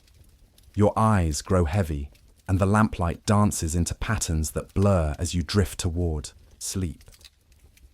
In the silence, you reflect on the dangers you encountered. The pickpocket's furtive grasp, the hooded figures in the alley, the yawning sewer pits ready to swallow. Yet each peril underscores Rome's vitality, a city that never truly sleeps, where life and risk entwine in every cobbled street. Here, survival requires vigilance, wit, and the unwavering will to rise again with the dawn. And so you succumb to the fatigue of the day, cradled by the fragile safety of your insula. Sleep comes slowly, measured by the faint drip of water, the rumble of distant carts, and the steady beat of your own heart. Steadfast, resilient, ready to greet another morning in the eternal city. The pale light of dawn filters through the narrow slit of your insular window, revealing a city poised between the aftermath of night and the promise of a new day. As you step into the cobblestone street, you sense that today's journey will take you beyond the latrines and workshops, beyond the baths and rallying crowds. Today, you'll witness the invisible threads that bind every Roman to one another, the rigid hierarchy and the patronage system that shape every breath and heartbeat of the eternal city. You begin outside the Curia Julia, where senators stride purposefully in their broad striped togas. The ivory-white cloth, edged with a purple laticlave, signals a lineage ancient as Rome itself. Their sandals click in measured cadence on the marble steps, and their faces are composed, betraying little of ambition or anxiety. Each senator bears the weight of an illustrious name, a Cornelius, a Claudius, a Pompeius, and with that name comes power, the right to speak in the Senate, to propose laws, to sanction triumphs, and to oversee the republics, or rather, under Augustus, the empire's grand machinery. At the base of those steps, you observe the salutatio ritual unfolding. A line of clients, plebeian citizens in simple white tunics, wait patiently for their patrons to emerge. Some carry petitions on wax tablets. Others bear small gifts, freshly baked bread, garlands of laurel, or cakes drizzled in honey. At first, light, each client places a hand on his patron's toga, inclining his head in deference. In return, the patron, now risen, may offer a few coins, a loaf of bread, a sack of grain, or the promise of legal advocacy. This daily ceremony cements an unspoken contract, loyalty and service in exchange for protection and opportunity. You follow the procession to the nearby Forum Boreum, where freedmen like Publius Aper display wares inherited from their former masters. Aper's amphorae of olive oil are famed across the district. His patron, the late Marcus Fabius, secured rugged estates in Baetica whose yield Apoa now markets for both profit and reputation. Though legally free, you notice Aper still pauses before a modest shrine to Fabius, laying a portion of his daily earnings as a symbolic gesture of gratitude. That offering honors the social debt he acknowledges. Without his patron's manumission, he would still be bound in chains. Crossing to the Basilica Aemilia, you see equestrians, men whose narrow purple clavus marks them as Rome's knights. These are the commercial and administrative backbone of the empire. Tax collectors, bankers, contractors. Their status grants them entry into elite circles, but not into the Senate itself. Here, behind colonnaded arches, they negotiate contracts for aqueduct repairs, deliberate provincial financings, and arrange marriages that secure wealth between families. An equestrian's handshake carries weight. It can open the coffers of the state or close the doors of opportunity. You pause at a merchant's stall where a young shopboy greets his master, an equestrian by birth, by pressing a forehead to the man's hand. The boy, barely 10, will be apprenticed under his patron's tutelage, taught the art of bookkeeping, sponsored in social events, assured a path to citizenship if he proves himself. In return, he owes loyalty, obedience, and a lifetime of service. The boy's eyes glint with both excitement and trepidation. He knows that his future hinges on the goodwill of his patron. Venturing deeper, you reach the Subura, Rome's densely packed lower quarter, home to craftsmen, labourers, and freed slaves. Here, social lines blur amid the throng. A baker named Livia oversees a small bakery, her hands dusted in flour, her brow glistening with sweat. Though freeborn, she relies on a wealthy patron, Senator Gaius Julius Gallus, to supply grain at favourable rates and to shield her from the magistrate's occasional inspections. In exchange, she bakes him a loaf each dawn, featuring her signature honey swirl, and offers her shop as a meeting place for his retainers. Nearby, a modest plastered house bears a painted inscription, Marcus Attilius, freedman of Lucius Aurelius. Inside, Attilius trades curious scrolls, poems, legal texts, gossip rosters. Though the son of a slave, he is now a respected bookseller, his income stable. Yet each month, he dedicates a portion of his profits to the reading room maintained by Aurelius, ensuring his former master's literary salon remains the city's most vibrant. In this reciprocity, both men find social elevation. The freedman gains legitimacy. The ex-master gains prestige as a patron of letters. You skirt a group of legionaries filing past the Temple of Mars, their armor gleaming in the rising sun. Though bearers of Rome's military might, they too partake in patronage. Each soldier owes allegiance to his commanding officer, often a senator or equestrian, whose favor can mean promotion, land grants upon discharge, and a share of battlefield spoils. In camp, officers dispense wine and bread to their men, forging loyalty that sustains legions for decades. The echoes of this discipline ripple through every strata of society. Crossing the Tiber by the Pons Fabricius, you arrive at the Aventine Hill, where small villa-like domus overlook the river. Here live wealthy freedmen and minor aristocrats, families aspiring to higher rank. Their patrons reside in grander mansions nearby. You enter a shaded atrium to witness a patronage council in session. A decorated equestrian sits at a low table, flanked by clients seeking recommendations for tax farming contracts. They speak in low tones, offering promises of political support at the next voting assembly. In return, the equestrian nods, dispatching swift letters to provincial governors to inquire on vacancies. The murmured exchange is laced with coded courtesy and subtle deference. By midday, you feel the weight of these invisible bonds pressing on the city. No Roman walks entirely free of patronage. Even the emperor, at the summit of this pyramid, extends patronage downward. Grain doles to the populace, public games to win favor, edicts pardoning criminals to curry gratitude. Senators vie for imperial endorsement. Equestrians seek imperial contracts. Freedmen aspire to imperial kindness. This grand patron-client web binds Rome's urchins and elite alike, ensuring that loyalty is woven into every transaction, every greeting, every silent prayer. As afternoon light slants across the Forum of Augustus, you observe a public voting assembly convening under the watchful statue of the emperor. Citizens cast ballots, coloured tablets slipped into urns, guided in part by the admonitions of their patrons, who stand at the assembly's edge, nodding approvingly at trusted clients. A senator's patronage here wields real power.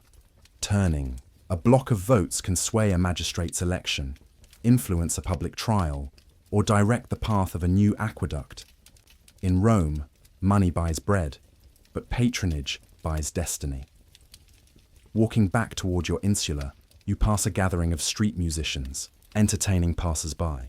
One harper, formerly a slave of an African noble, strums his instrument with practiced skill. Although he now owns his harp, he still dedicates each evening's performance to his former master, invoking his name in verses and collecting small coins from patrons in the crowd. His gift of music is his tribute, his loyalty, the echo of a social bond that death cannot easily sever.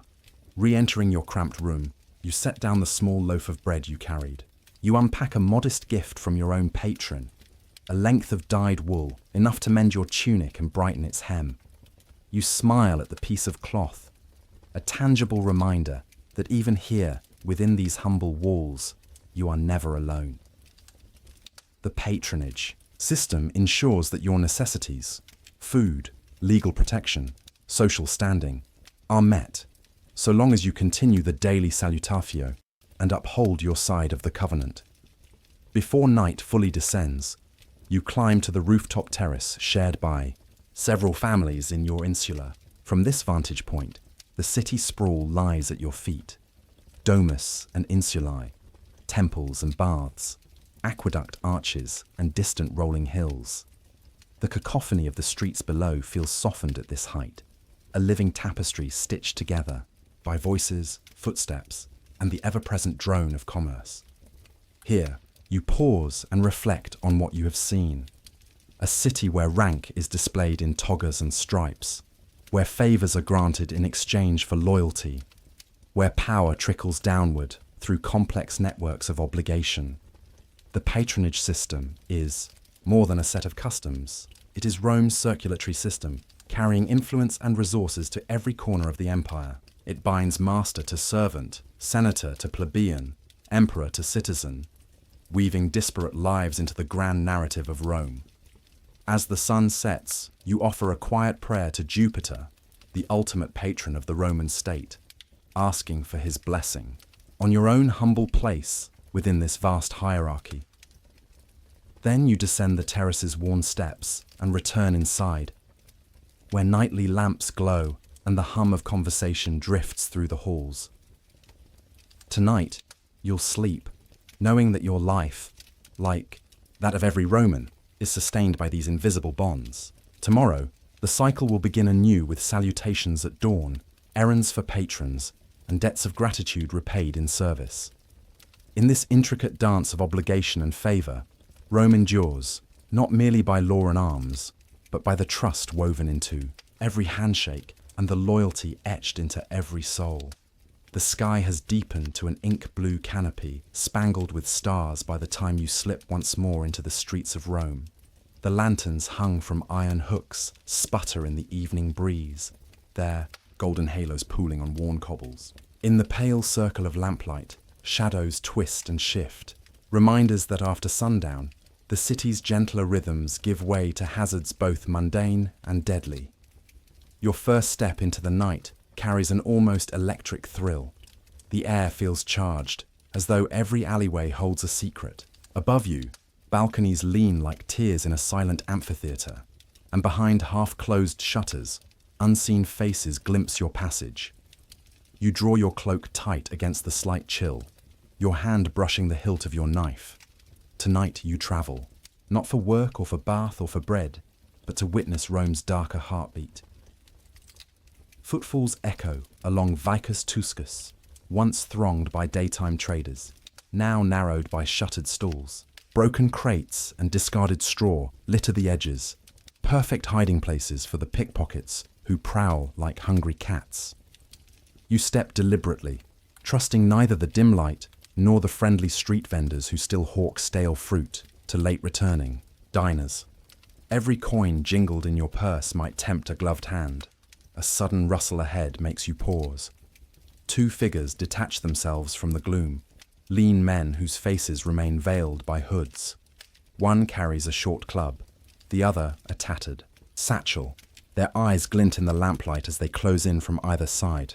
You slow your pace, turn to face them squarely, and let your cloak slide aside, revealing the knife's curve. They hesitate, eyes flicking from steel to your calm expression, and then melt back into the dark. In Rome, boldness often outmatches brute force. Pressing on, you arrive at the entrance to the Subura's narrow lanes. Here, the buildings crowd so close that lantern light rarely reaches the ground. The odour of last night's porridge mingles with the faint stink of sewage that seeps up through tiny cracks. You descend a short flight of stone steps and come upon an open manhole. Its iron lid lifted, the rungs gleaming wetly in the lantern glow. Beneath lies a yawning shaft, promising pitch-black corridors where missteps can mean broken bones. Or, worse, Mindful of your earlier descent into the cloaca, you skirt the opening, choosing a different route. But even above ground, danger simmers. Lanternless doorways serve as hiding spots for thieves, experts who catch the unsuspecting from behind, wrench purses from belts, and vanish into the labyrinth before a cry can echo. You keep your shoulders squared and your pace steady, refusing to let trepidation slow you. Beyond the manhole, the street widens to a small plaza, where a dried fountain basin glints silver. A handful of late-night revelers lean against its edge, swaying and sharing wine from a goatskin flask. They bid you join them, voices slurred with merriment and drink. You study their faces. One bears the badge of a grain dole distributor. Another wears a scribal pouch. Their invitation feels warm, almost genuine. But you decline with a firm shake of the head. Nights in Rome are short on kindness once the bottle empties. You skirt around the group and turn down a side alley where the lanterns grow scarcer, spaced further apart. There's a sudden clang as a shutter falls somewhere above you. You look up to see a stone chip free from a ledge and tumble past your shoulder, narrowly missing your tunic. Rome's ancient walls are in constant decay. At night, sections can crumble without warning. What might rain down on an innocent passerby could kill someone unaware. Your path winds through a narrow corridor known as the Vicus Piscarius, once a fishmonger's quarter, now silenced after dusk, save for the occasional drip of water from a broken aqueduct channel overhead. You double your pace, mindful of the slick stones beneath your feet. One misstep spells a twisted ankle in the dark, and even a second's hesitation can invite an assailant. You keep your eyes on the faint moonlight dancing on distant rooftops, using it as a guide. A low murmur draws your attention to a recessed doorway lit by a single oil lamp. Within, a man slumps beside a brazier, recovering from who knows what. Misfortune. He's wrapped in a tattered cloak and holds a wooden cup. At his feet lies a coil of rope and a small bundle of stolen goods, fruit trampled, coin pouches emptied. He lifts his head, eyes glassy with desperation. In daylight, you might offer assistance or summon the vigiles. At night, you press on. Anonymity is sometimes the greatest safeguard. Soon you re-emerge onto the Via Sacra, where wider lanterns line the curb and the night watch maintains a visible presence. A patrol of vigiles strides by, torches held high, armor clinking in rhythmic cadences. Their glare sweeps across doorways and drunks alike. You're tempted to fall in step with them, to soak in their aura of safety. But you instead veer toward the central forum, keen to observe how citizens navigate danger when no watchman stands by. In the plaza's heart, a few lanterns illuminate the base of a statue of Emperor Nerva. Below, a group of men gather to gamble with knucklebones. Their dice clatter on a portable board, and curses punctuate each roll. Shadows flicker as they lean forward, eyes bright with hope or despair. They make no secret of their game. The risk feels communal. In Rome, sometimes fraternity blooms in lawlessness, and a shared vice offers fragile solidarity against the night's perils. You hang back, letting the gamblers fade into the shadows, then cross to the opposite corner where a vendor peddles oil-soaked bread, panis in stratus, from a brazier stand. You buy a piece with a few copper coins. The warmth and the sharp tang of garum perk your senses. You bite into the bread, chewing deliberately, as though each moment of comfort defies the lurking threats. Even a simple meal can feel like sanctuary. Guided by lantern glows, you head for the Tullianum Steps, a covered passage that leads to the Casa Mamertinus, the city's grim prison. Here, chains willingly confess to the horrors within. Political, prisoners, debtors, slaves condemned. Only the bold or the reckless venture near after dark.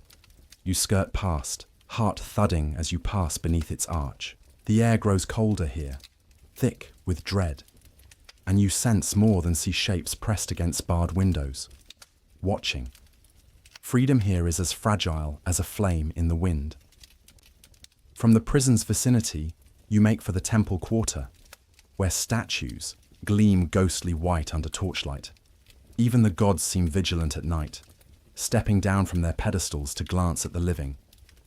You pause at the temple of Janus, whose closed doors by day symbolize peace, but now stand half open, permitting silent foot traffic through its colonnades. You slip inside, using its safe shadow as a corridor to the other side of the city, an old trick among those who know Rome's pulse at night. Exiting the temple, you find yourself on a quieter lane. The lanterns are few, and the walls carry the weight of centuries. Here you recall the words of an old scholar. Rome thrives by day and survives by night. Each turn of the corner brings a new test, a loose stone, a drunken brawl spilling out from a tavern door, the hiss of a cat startled by your passing. Even the smallest sound seems amplified. Your pulse, your breath, the flick of your cloak.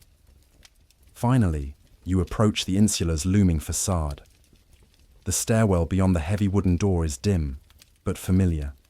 Carved steps smoothed by thousands of footsteps. Doorways where neighbors hang lanterns to mark their rooms.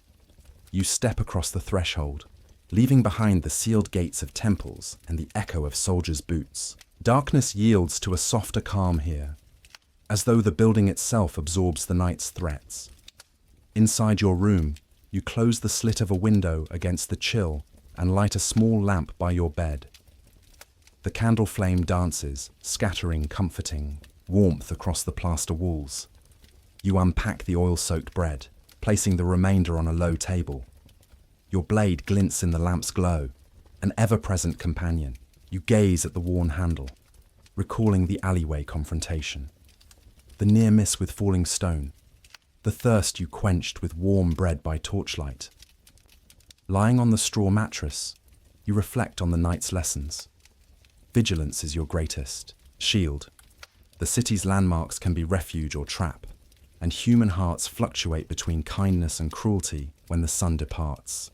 You offer a silent thanks to Janus and Cloacina, gods of thresholds and sewers, protector deities for those who traverse both above and below Rome's stones. As your eyelids grow heavy, you welcome sleep's release. Outside, a distant chorus of bells from the Temple of Vesta marks the watch's passing hour. The vigiles move on, the gamblers return to their dens, and the pickpockets slip back into hiding. Rome's nocturnal theatre resets for another night. Tomorrow's dawn will bring fresh air, open markets, and the roar of the city's grand spectacles. But tonight, you've seen how the eternal city shows its fangs, how danger lingers in every shadow, and how courage often hides behind the simplest act of walking home. You drift into slumber, comforted by the lamp's steady flame and by the knowledge that, come twilight again, you will rise to face Rome's night and live to tell its story once more. The sky above Rome bleeds from burnt orange into deep indigo as you step across the threshold of your insula one final time for the day. The city's roar has softened to a distant hum, a lullaby of creaking carts, murmured farewells, and the occasional bark of a watchful dog. Tonight, the clamour of hammers and the clatter of chariot wheels have given way to something quieter, contemplation. You pause in the courtyard as a single oil lamp guttered under a light breeze, its flame dancing across mottled stones. To your left, a neighbour quietly sweeps stray bits of straw back into a corner, her silhouette framed by the glow. Across the way, someone pours the last of their posca into a chipped clay bowl and covers it with a rag, tucking it carefully away for tomorrow's breakfast. Even these small rituals, the tidying of home, the saving of food, feel sacred at day's end. You climb the narrow stairwell, each worn step echoing faintly in the hush. Your muscles ache from prying stone, swinging hammers, and hauling water. But there is a comfort in this exhaustion, a proof that you have lived fully this day. At each landing, closed doors guard private worlds, a family gathered for a simple supper, a freedman practicing a liar's final notes, a child whispering stories to a soot-streaked mother. All of Rome's dramas play out behind these doors, hidden yet somehow known in the rights and wrongs of daily survival. Reaching your chamber, you slip off your sandals and let the cool stone floor greet your feet. The small window's shutters are cracked open, admitting a sliver of moonlight that cuts across your bed like a pale ribbon. You set down your tools, a chipped bucket, a length of frayed rope, and the knife that kept you wary at night, beside the wash basin. Each object bears the day's imprint: dried mud, soot stains, flecks of stone dust. They are badges of your labour and proof that you have played your part in Rome's living mosaic. You settle on the low stool and scoop water from the basin, letting it run over your hands and face. The chill stings pleasantly, washing away the last traces of sweat and grime. You close your eyes as the water trickles down, thinking back over the hours. The first hesitant swing of the mallet in the quarry, the hiss of metal against anvil in the forge, the sting of the scalpel's edge in the healer's tent, the warmth of porridge in the courtyard, the roar of the amphitheatre, the solemn chants in the temple, and the justice meted out in the forum. Each chapter of your day was a lesson in endurance, humanity, and the contradictions that define this city. As you dry your hands on a ragged strip of cloth, you catch sight of a threadbare tapestry pinned above your makeshift altar, a scrap of painted linen depicting a laurel wreath entwined with ears of wheat. It was a gift from a fellow labourer, meant to remind you that hard work is honoured, even if the honours are small. You bow your head for a moment, a private nod to the gods of hearth and toil, to Janus who guards your thresholds, and to Ceres who presides over grain and gratitude. You lie back on the straw mattress, pulling the thin blanket up to your chin. The mattress creaks faintly beneath you, settling under your weight. Outside, the distant clang of a night watchman closing a gate punctuates the silence, another neighbour securing their world against threat. You imagine their home, a single candle lit against the dark, a weary head on a pillow, a family's heartbeat in unison as sleep invites them in. In that quiet darkness, thoughts drift to tomorrow. The sun will rise again, spilling light on familiar streets, revealing fresh rubble in the quarry, fresh sparks in the forge, and fresh opportunities at the forum. You will join the stream of humanity coursing through Rome's veins, each of you carving a life in stone, iron, law, and faith. You wonder, what new challenges will emerge? What acts of kindness or cruelty will you witness? What small victories will sustain you when toil threatens to overwhelm? A soft breeze stirs the shutter, carrying in a slice of the Tiber's scent, muddy, cool, and somehow alive. You inhale deeply, letting the olfactory tapestry weave itself into your memory. The acrid tang of garum, the sweet undercurrent of crushed grapes, the earthy perfume of incense, the sharp whiff of burning oil. These smells have followed you from dawn to dusk, marking each moment with sensory postcards that you carry within. Your eyelids grow heavy, but before sleep claims you, you offer a silent prayer, not for the grandeur of marble arches or the victory of legions, but for simple things, for a safe night, for enough food in the morning, for steady hands at work, for compassion in strangers, and for the resilience to meet another day. In a city as vast and volatile as Rome, such small prayers may seem modest, but they are the true currency of life here. With that thought, you allow yourself to drift. Memories of the day's harsh sunlight and flickering torches meld into a dreamscape where stone quarries glow like embers and marble columns sway in time to blacksmiths' hammers. You feel the pulse of the city beneath you, the heartbeat of millions, each a story woven into the eternal city's grand tapestry. And as sleep carries you away, you take comfort in knowing that you have lived fully this day. In labour, in spectacle, in compassion, in pain, and in ritual. You have been both builder and spectator, healer and patient, subject and sovereign in your own humble story. Tomorrow awaits with fresh streets to conquer, new faces to meet, and fresh trials to endure. But for now, in the quiet sanctuary of your room, you rest, renewed, grounded, and ready to awaken once more to the living saga of Rome.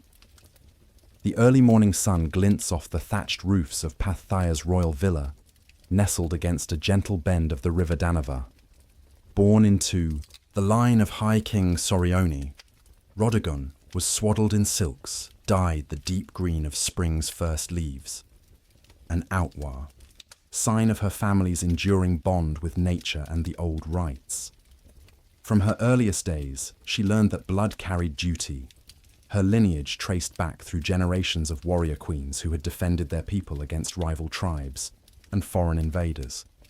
Yet Rodigon's destiny diverged from tradition almost before she could walk. On her 6th birthday, the village priestess breathed an oath into her tiny ear, binding the child to the sacred vow of unwashed hair. "Let no oil or water touch these locks," the priestess intoned. "For when you break this vow, the people shall rise and reclaim their freedom." The act seemed at once whimsical and ominous. Hair, in their culture, was a symbol of fertility and strength, but deliberately leaving it unwashed marked a perpetual act of defiance against any who would control their bodies or their lands. Growing up under that vow transformed Rodigon from a pampered princess into a living emblem of resistance. She learned to braid wildflowers into her dark curls, its fragrant petals a promise that one day the earth would bloom free of oppression. Tutors taught her the lore of herbs and healing, of the Danava's secret paths, and of songs passed down by wandering bards. Yet her favourite lessons were in the courtyard, where she trained with wooden spear and leather shield, honing her reflexes against the sharpened thrusts of seasoned warriors in her father's guard. By her 15th year, Rodigon's presence commanded respect. Visiting envoys from neighbouring kingdoms, each bearing lavish gifts of honey, wine and silks, paused at the sight of her stern gaze and tangled hair crowned with daisies. No courtesy meant to flatter a princess could sway her. To Rodigon, every bowed knee was a reminder that her people lived under the thumb of foreign governors who took from their fields and their granaries, leaving the common folk to starve. Yet it was one small incident that truly cemented her reputation. A Roman officer arrived, draped in scarlet tunics, seeking tribute of grain and cattle. When he demanded Rodigon's attendance at the provincial governor's court, an attempt to showcase imperial loyalty, she refused, hair dripping with dew instead of water, and declared, "My head belongs only to Parthia." Gasps rippled through the assembled merchants and nobles. The officer reddened, but dared not strike the daughter of a king. Instead, he withdrew with icy courtesy, and the tale of her defiance spread like wildfire. Whispers of Rodigon's vow grew into murmurs of rebellion. In villages from the river's mouth to the highland valleys, people whispered, "If our princess will not bow her hair to the governors, why should we bow our backs in servitude?" When famine struck the northern farms, crops rotting in flooded fields, the Roman tax collectors insisted that the people still deliver their full quotas or face punishment. That was the spark.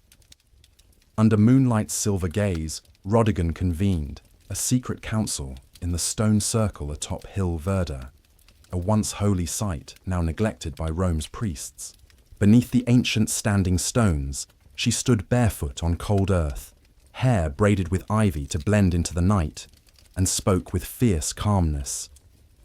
"We have learned their commands and endured their levies, but no law outside our bloodline grants them rule over us. Tomorrow we take back what was never theirs to claim."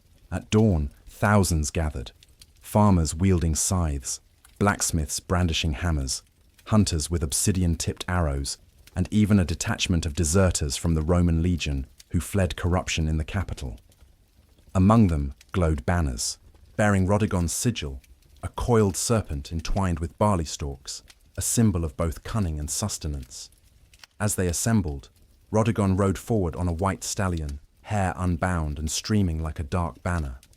The sight of her unsullied, vow-inspired cries of "For Parthia" that rolled down the ranks like thunder. The first clash came at Sunrise Pass, the narrow defile where Roman soldiers had long ambushed caravans of grain. Roman centurions, lined in disciplined ranks, met the rebels on the rocky slopes.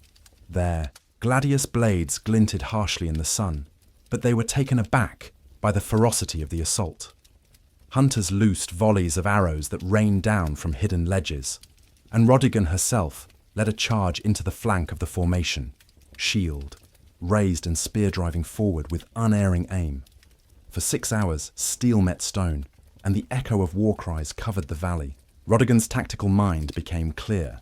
She had instructed archers to target officers first, disrupting Roman command, while blacksmiths turned warriors broke enemy shields with heavy hammers. When the Roman lines wavered, Rodigon rallied the rebels with a single cry. "Remember why we fight." In that moment, the disciplined legions felt the weight of an unbreakable people. As sunset bathed the pass in golden light, the governor's troops broke and fled, leaving behind their standards and supplies. Word of the victory swept through Parthia, drawing more to Rodigon's cause. Within days, she secured the river, crossings, tearing down the toll gates that fed Rome's coffers and replacing them with communal granaries overseen by local elders. Each victory was both military and symbolic. Every fortress taken was scrubbed of its Roman signet stones and festooned instead with garlands of native flowers. Yet Rodigon knew revolts must outlast initial triumph. She dispatched envoys to neighboring tribes, Massageti, Sarmatians, and even certain Roman deserters, offering alliances sealed by marriage or trade pacts. In return, these tribes sent warriors skilled in cavalry tactics, whose swift horsemen harassed Roman supply lines and ensured that no reinforcements could march unchallenged. Soon, the provincial governor found himself besieged, morale broken, and his letters for help intercepted by mountain riders bearing Rodigon's emblem. By midsummer, Rome's legions had retreated to the provincial capital, hemmed in by guerrilla raids and cut off from grain shipments. Facing ruin, the governor sent heralds to negotiate. Rodigon, ever mindful of her vow, met them at the edge of the ancient stone circle. She greeted them standing tall, hair unwashed as ever, and laid down her terms: immediate withdrawal of foreign garrisons, return of all grain and cattle seized during the famine, and recognition of Partheia's autonomy under her sovereignty. The sun dipped below the horizon.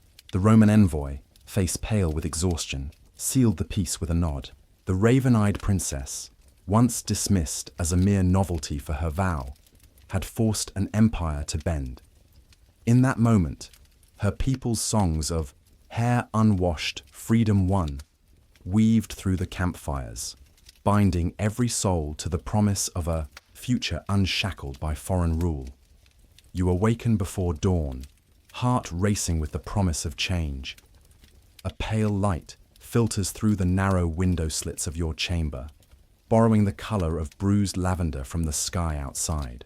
Today is no ordinary morning. Today you step into the world of Princess Rodigon, whose fate will ripple through the provinces and echo in the imperial court itself. Born beneath the tall pines of the northern borderlands, Rodigon's earliest memories are of wind-whipped marches and the steady drum of tribal drums. You can almost hear them now, those distant war calls that once rang through the valleys, summoning clans to rally beneath her family's banner. Her father, a proud chieftain, taught her the ways of the spear almost as soon as she could walk. Her mother, renowned for her skill with salves and potions, whispered healing charms at bedtime, weaving in tales of goddesses who guarded their people against the empire's encroaching legions. Few children of noble birth carry such an oath in their veins, but Rodigon did. On the eve of her 12th winter, she stood barefoot on a stone, dais carved with ancestral runes. A sacred spring bubbled at her feet, its waters icy and clear. As incense curled around her ankles, she laid her hair before the assembled elders, a vow of solidarity with her people that forbade her from ever washing it again unless her tribe reclaimed its freedom. That strand of braided hair, matted with earth and woven with tokens of protection, became the silent symbol of her resolve. You can almost feel its weight in your own fingers, the tug of destiny as it settled over her like a mantle. Years passed and the empire's legions advanced. You recall how emissaries arrived in ornate sedan chairs, bearing wine and silk as tokens of peace. The young princess greeted them with a courteous bow, her unwashed braid brushing against her shoulder. The Roman governor, wary of offending local customs, offered her a bathhouse session in marble tubs lined with rose petals. She excused herself with a gentle refusal, citing the sacred oath she bore. Murmurs went through the imperial delegation. Was this youthful stubbornness or cunning? Either way, it became clear that Rodigan was no pliant figurehead. She was the living embodiment of tribal autonomy. The spark of rebellion ignited when grain shipments were diverted to feed distant garrisons, leaving Rodigon's people to endure famine. You can almost taste the bitterness of spoiled garum mingling with the rancid tang of hunger that swept through the camps. One moonless night, she rode out in secret, her braid draped across her shoulder like a banner.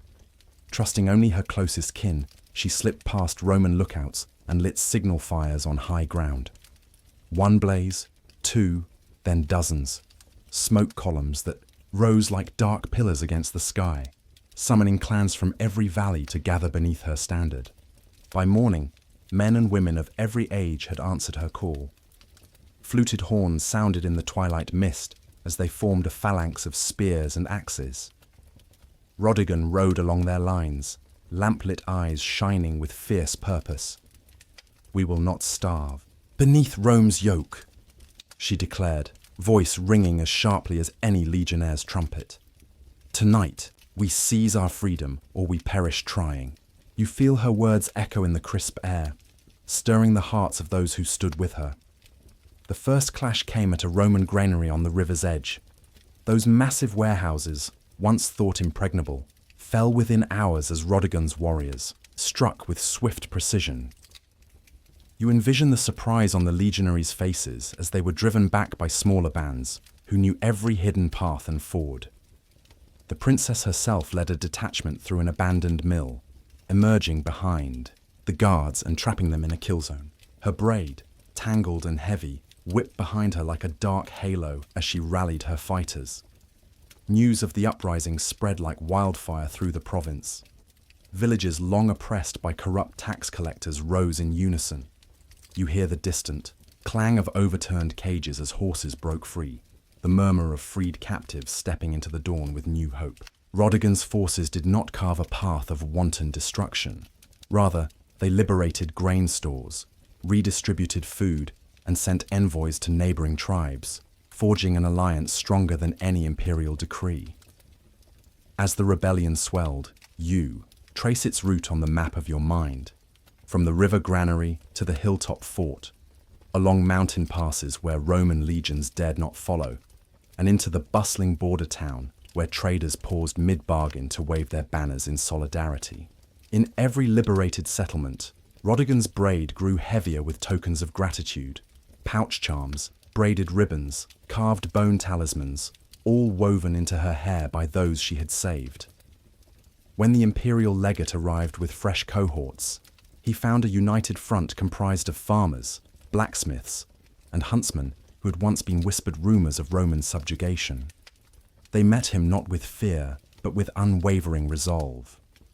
Rodigon parleyed beneath a battered oak, her cloak stained with travel, and her braid proudly on display.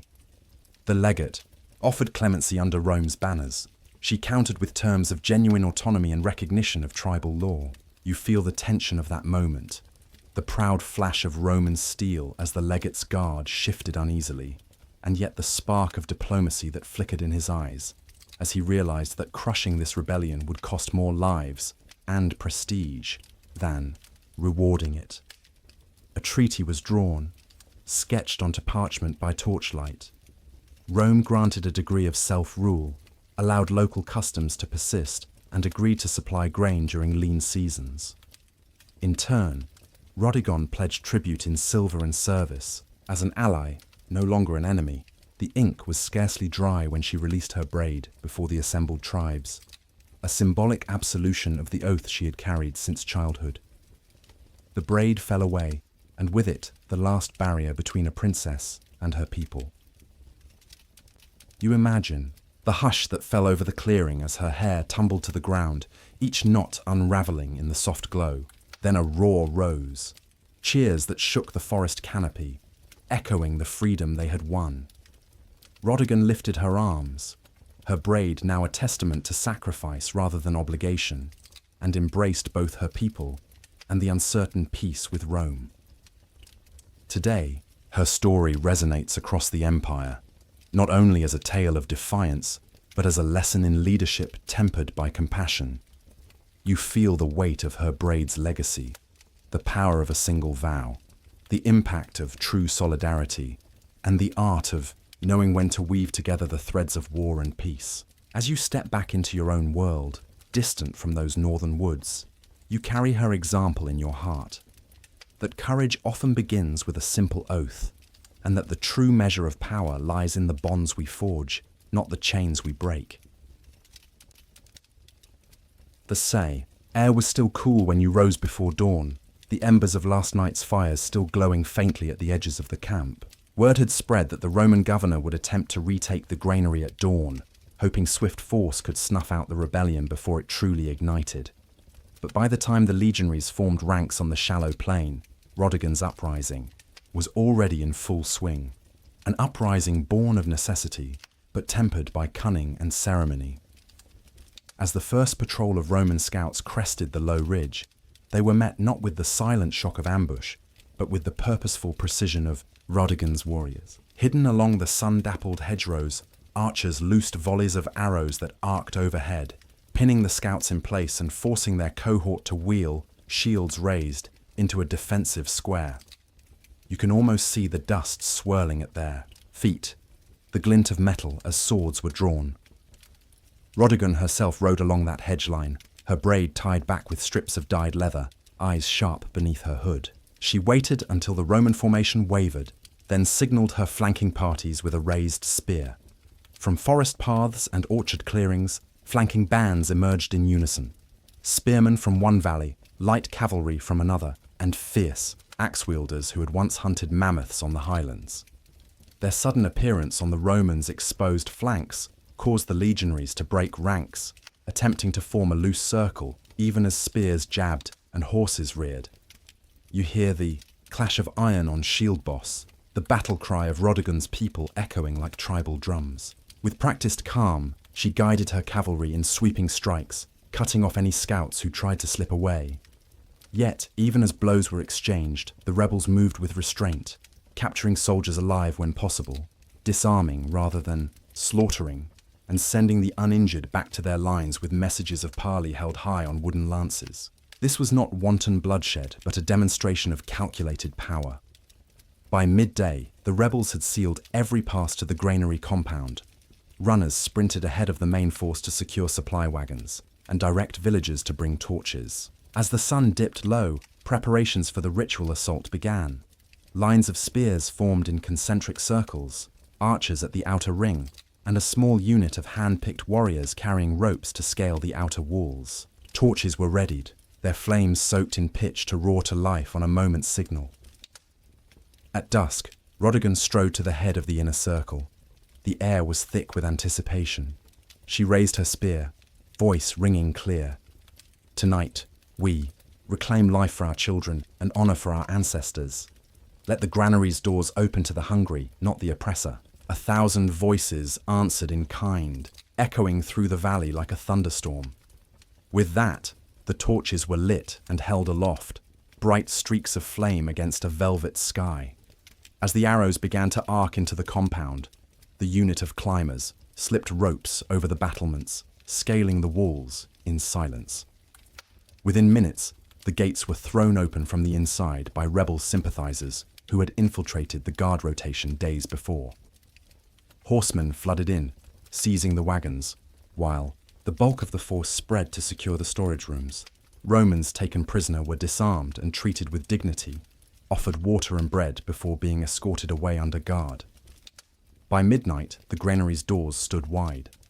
Rodigan personally oversaw the distribution of grain to waiting villagers and sent signals upriver to the next fort, indicating safe passage if they laid down arms. Word of her compassion as well as her martial prowess spread swiftly, sowing both fear and admiration within the governor's camp.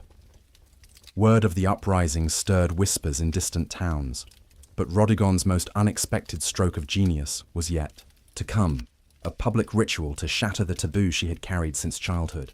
As she rode back through a liberated village at dawn 3 days later, Villagers lined the streets with bowls, pitchers, and garments. At the far end stood a makeshift altar of stone, carved with her ancestral runes. Beside it, a shallow pool, filled from a natural spring, its waters swirling with petals and herbs, daisy, mint, and rue, native plants revered for purification. Clad in a simple linen tunic dyed the bright red of her house, Rhodogon dismounted and approached the pool. Hundreds watched in hushed reverence. Some carried tokens to braid into her locks. Others held bowls of fragrant oils. She climbed the steps to the altar, braid trailing behind her like a living banner, and knelt beside the pool. A hush fell as she scooped handfuls of water, letting it dribble through her fingers to rinse away the dust of battle. Then came the moment that silenced all hearts.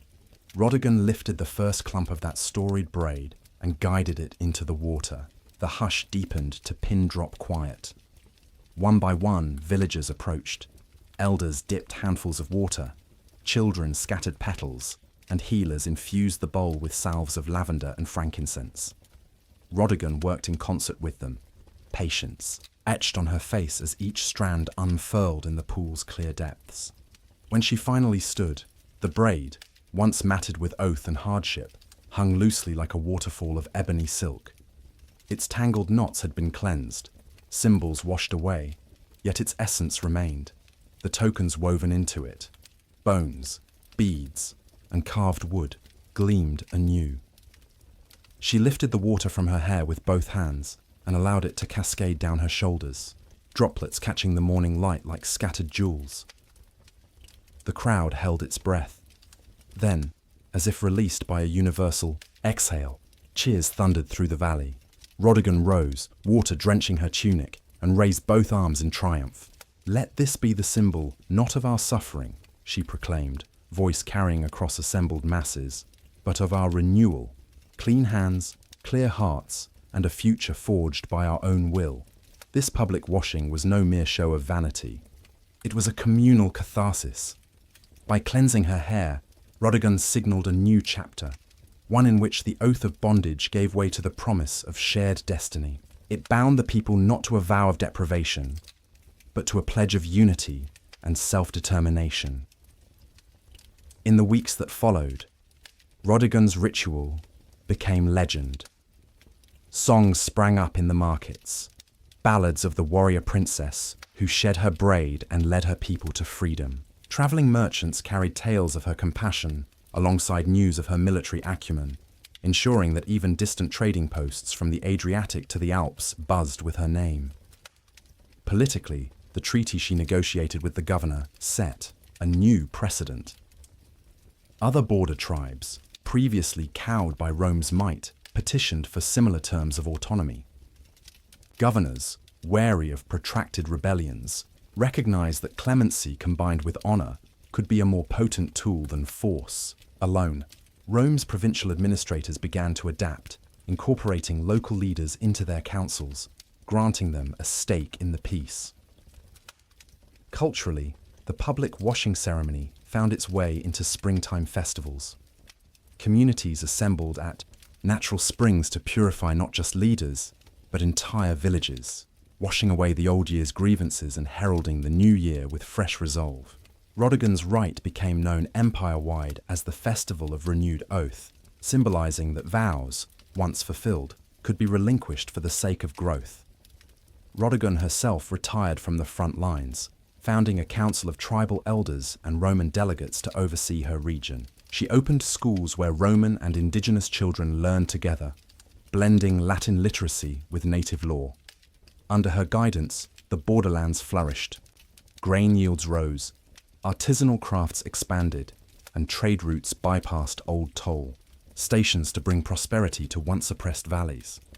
In Rome, senators debated the implications of her success. Some warned that granting autonomy encouraged insurrection. Others argued that Rhodogon's alliance ensured a stable frontier and freed legions for other theatres. Emperor himself praised the treaty as a model of enlightened rule. A marriage of sword and olive branch, he called it in a public decree. Generations later, Rodigan's name remained etched in the annals of both Rome and her homeland. Statues portrayed her in flowing robes, braid elegantly coiled at her feet. Frescoes in distant villas depicted the dawn of the uprising, torches ablaze against the granary walls. Scholars wrote treatises on her leadership style, comparing her to Romulus and Cincinnatus for her blend of martial prowess and civic virtue. Yet perhaps her greatest legacy was the enduring message that power rests on trust as much as on force. By binding her people with shared sacrifice and then releasing them with a collective cleansing, Rodigan demonstrated that true authority respects both the weight of tradition and the necessity of renewal. Her story became a guiding lantern for rulers and rebels alike, illuminating a path where honor, unity, and wisdom guide the fate of nations. The dawn chill still clung to the air as you left the insula behind, making your way toward the open plains beyond Rome's walls. Today's journey takes you far from marble columns and crowded streets into the wide steppes where Queen Tomius, ruler of the Massagetæ, made history by defying Cyrus the Great himself. Imagine rolling grasslands stretching to the horizon, broken only by the thundering hoofbeats of nomadic herds. The Massagetæ lived atop these great plains, shifting their felt-topped wagons with the seasons, following the migrations of horses, sheep, and cattle. Tents of woven felt, pitched with bone-tipped stakes, rose and fell like ripples on a sea of green. Fire pits smoldered at each camp's center, where elders told stories of sky gods and earth spirits, and shamans in wolfskin cloaks chanted, to ensure bountiful hunts. Children learned to ride before they could walk, their tiny hands gripping reins as they galloped alongside shaggy mares. Women sharpened steel arrowheads with a rhythmic rasp, and men mastered the composite bow, its sinulae humming with stored energy. Everyone carried a small mirror of polished bronze, a tool for signaling across miles of grass, and a symbol of self-awareness. For the Massagetæ believed that clarity of reflection brought clarity of purpose. Hospitality was sacred. A traveller could wander into any yurt, and the host would offer salted kumis, fermented mare's milk, smoked meat, and a place by the fire. To refuse was unthinkable.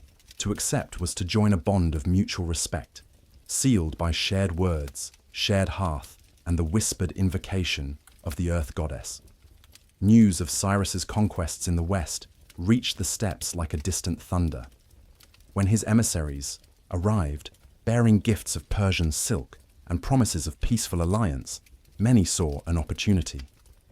They reclined on carpets inside the great yurt of Tomius's tent, sipping spiced wine from gilded cups. But as each ambassador extolled Persia's might, Queen Tomius, clad in a flowing robe of azure felt and a headdress of golden feathers, listened without flinching. When the Persian envoy suggested marriage to cement the alliance, the tent fell, silent. Tomius rose and paced before the low fire, her boots silent on the grass mat. She traced patterns in the dirt with an obsidian-tipped staff, swirling glyphs that told of her ancestors' victories. Finally, she faced the envoy, braid, swinging like a pendulum. With quiet authority, she spoke. "We Massagetæ are free as the wind on these plains. You may trust our word, but neither bride nor herd will cross into your courts." A hush fell. The envoy's lips tightened. This was no empty boast. Word spread that Tomius had spurned the most powerful ruler of her age. Cyrus, known for swift reprisals, marshaled his forces and advanced east, expecting a swift submission. Instead, he found an empire of tents and mounted warriors ready to defend every hoofprint of their homeland. By the time Cyrus reached the riverbank, Queen Tomius had orchestrated her defense like a grand tapestry. Light cavalry lay hidden in reed-choked coves. Heavy horsemen waited atop gentle rises, and archers awaited signals in clusters of wind-bent trees. Under Tomius's command, her warriors struck with guerrilla precision. One moment the Persians heard whistling arrows. The next they faced a cavalry charge from the flank, and before they could regroup, Massagetæ lancers pinned their horses and cut off retreat. You can almost feel the thunder as Tomius rode at the spearhead, her cloak billowing, red against the green fields, sword raised high. When a Persian officer made the mistake of provoking her with taunts, she met his challenge in single combat. A swift parry, a measured sweep, and the officer lay stunned as her blade nicked his brow, enough to spill blood but leave him alive, to tell the tale. By the third day, Cyrus's tents lay abandoned, supplies raided, his cavalry thinned by relentless skirmishes. With the camp in chaos, Tomius called her forces together. Beneath flapping banners of blue and gold, she offered Cyrus a choice: withdraw without further carnage, or face an endless war on terrain of her choosing. Cyrus, impressed by her tactical brilliance and unwilling to risk total defeat, yielded. He agreed to withdraw, leaving behind horses, weapons, and even a delegation to negotiate peace. News of Timaeus' triumph raced back to Persia and beyond. Greek historians, Herodotus among them, recorded the tale with awe. A woman who had bested the conqueror of Babylon, negotiating peace on equal terms. Over time, her story became legend across 2 continents. Poets wrote of her steely gaze and the dust-choked plains where her people roamed free. Jewelry crafted in Scythian Hellenistic workshops bore images of a horse-headed goddess, some say a tribute to Tomius herself. In the years that followed, Massagete tribes preserved her legacy through ritual hunts. Young warriors traced the same routes Cyrus had marched, loosing arrows at poplar-wreathed targets. Matriarchs retold her story under winter swirls of snow. Even Roman scholars, poring over foreign accounts, were struck by the irony. The empire that claimed to civilize the world found that, on the edge of the known lands, freedom's spirit could not be tamed by mere force. To this day, scattered stelae and petroglyphs in the Central Asian foothills bear her name. Inscriptions in scripts later forgotten, but etched by ancestors who honored her courage. In modern museums, a fragment of a bronze mirror is labeled Seal of Queen Tomius, its polished face still catching reflections as it once did in her yurt. As you retrace the wide, empty plains in your mind, you carry with you Queen Tomius's lessons. That true sovereignty arises not from birthright alone, but from the courage to define one's own terms.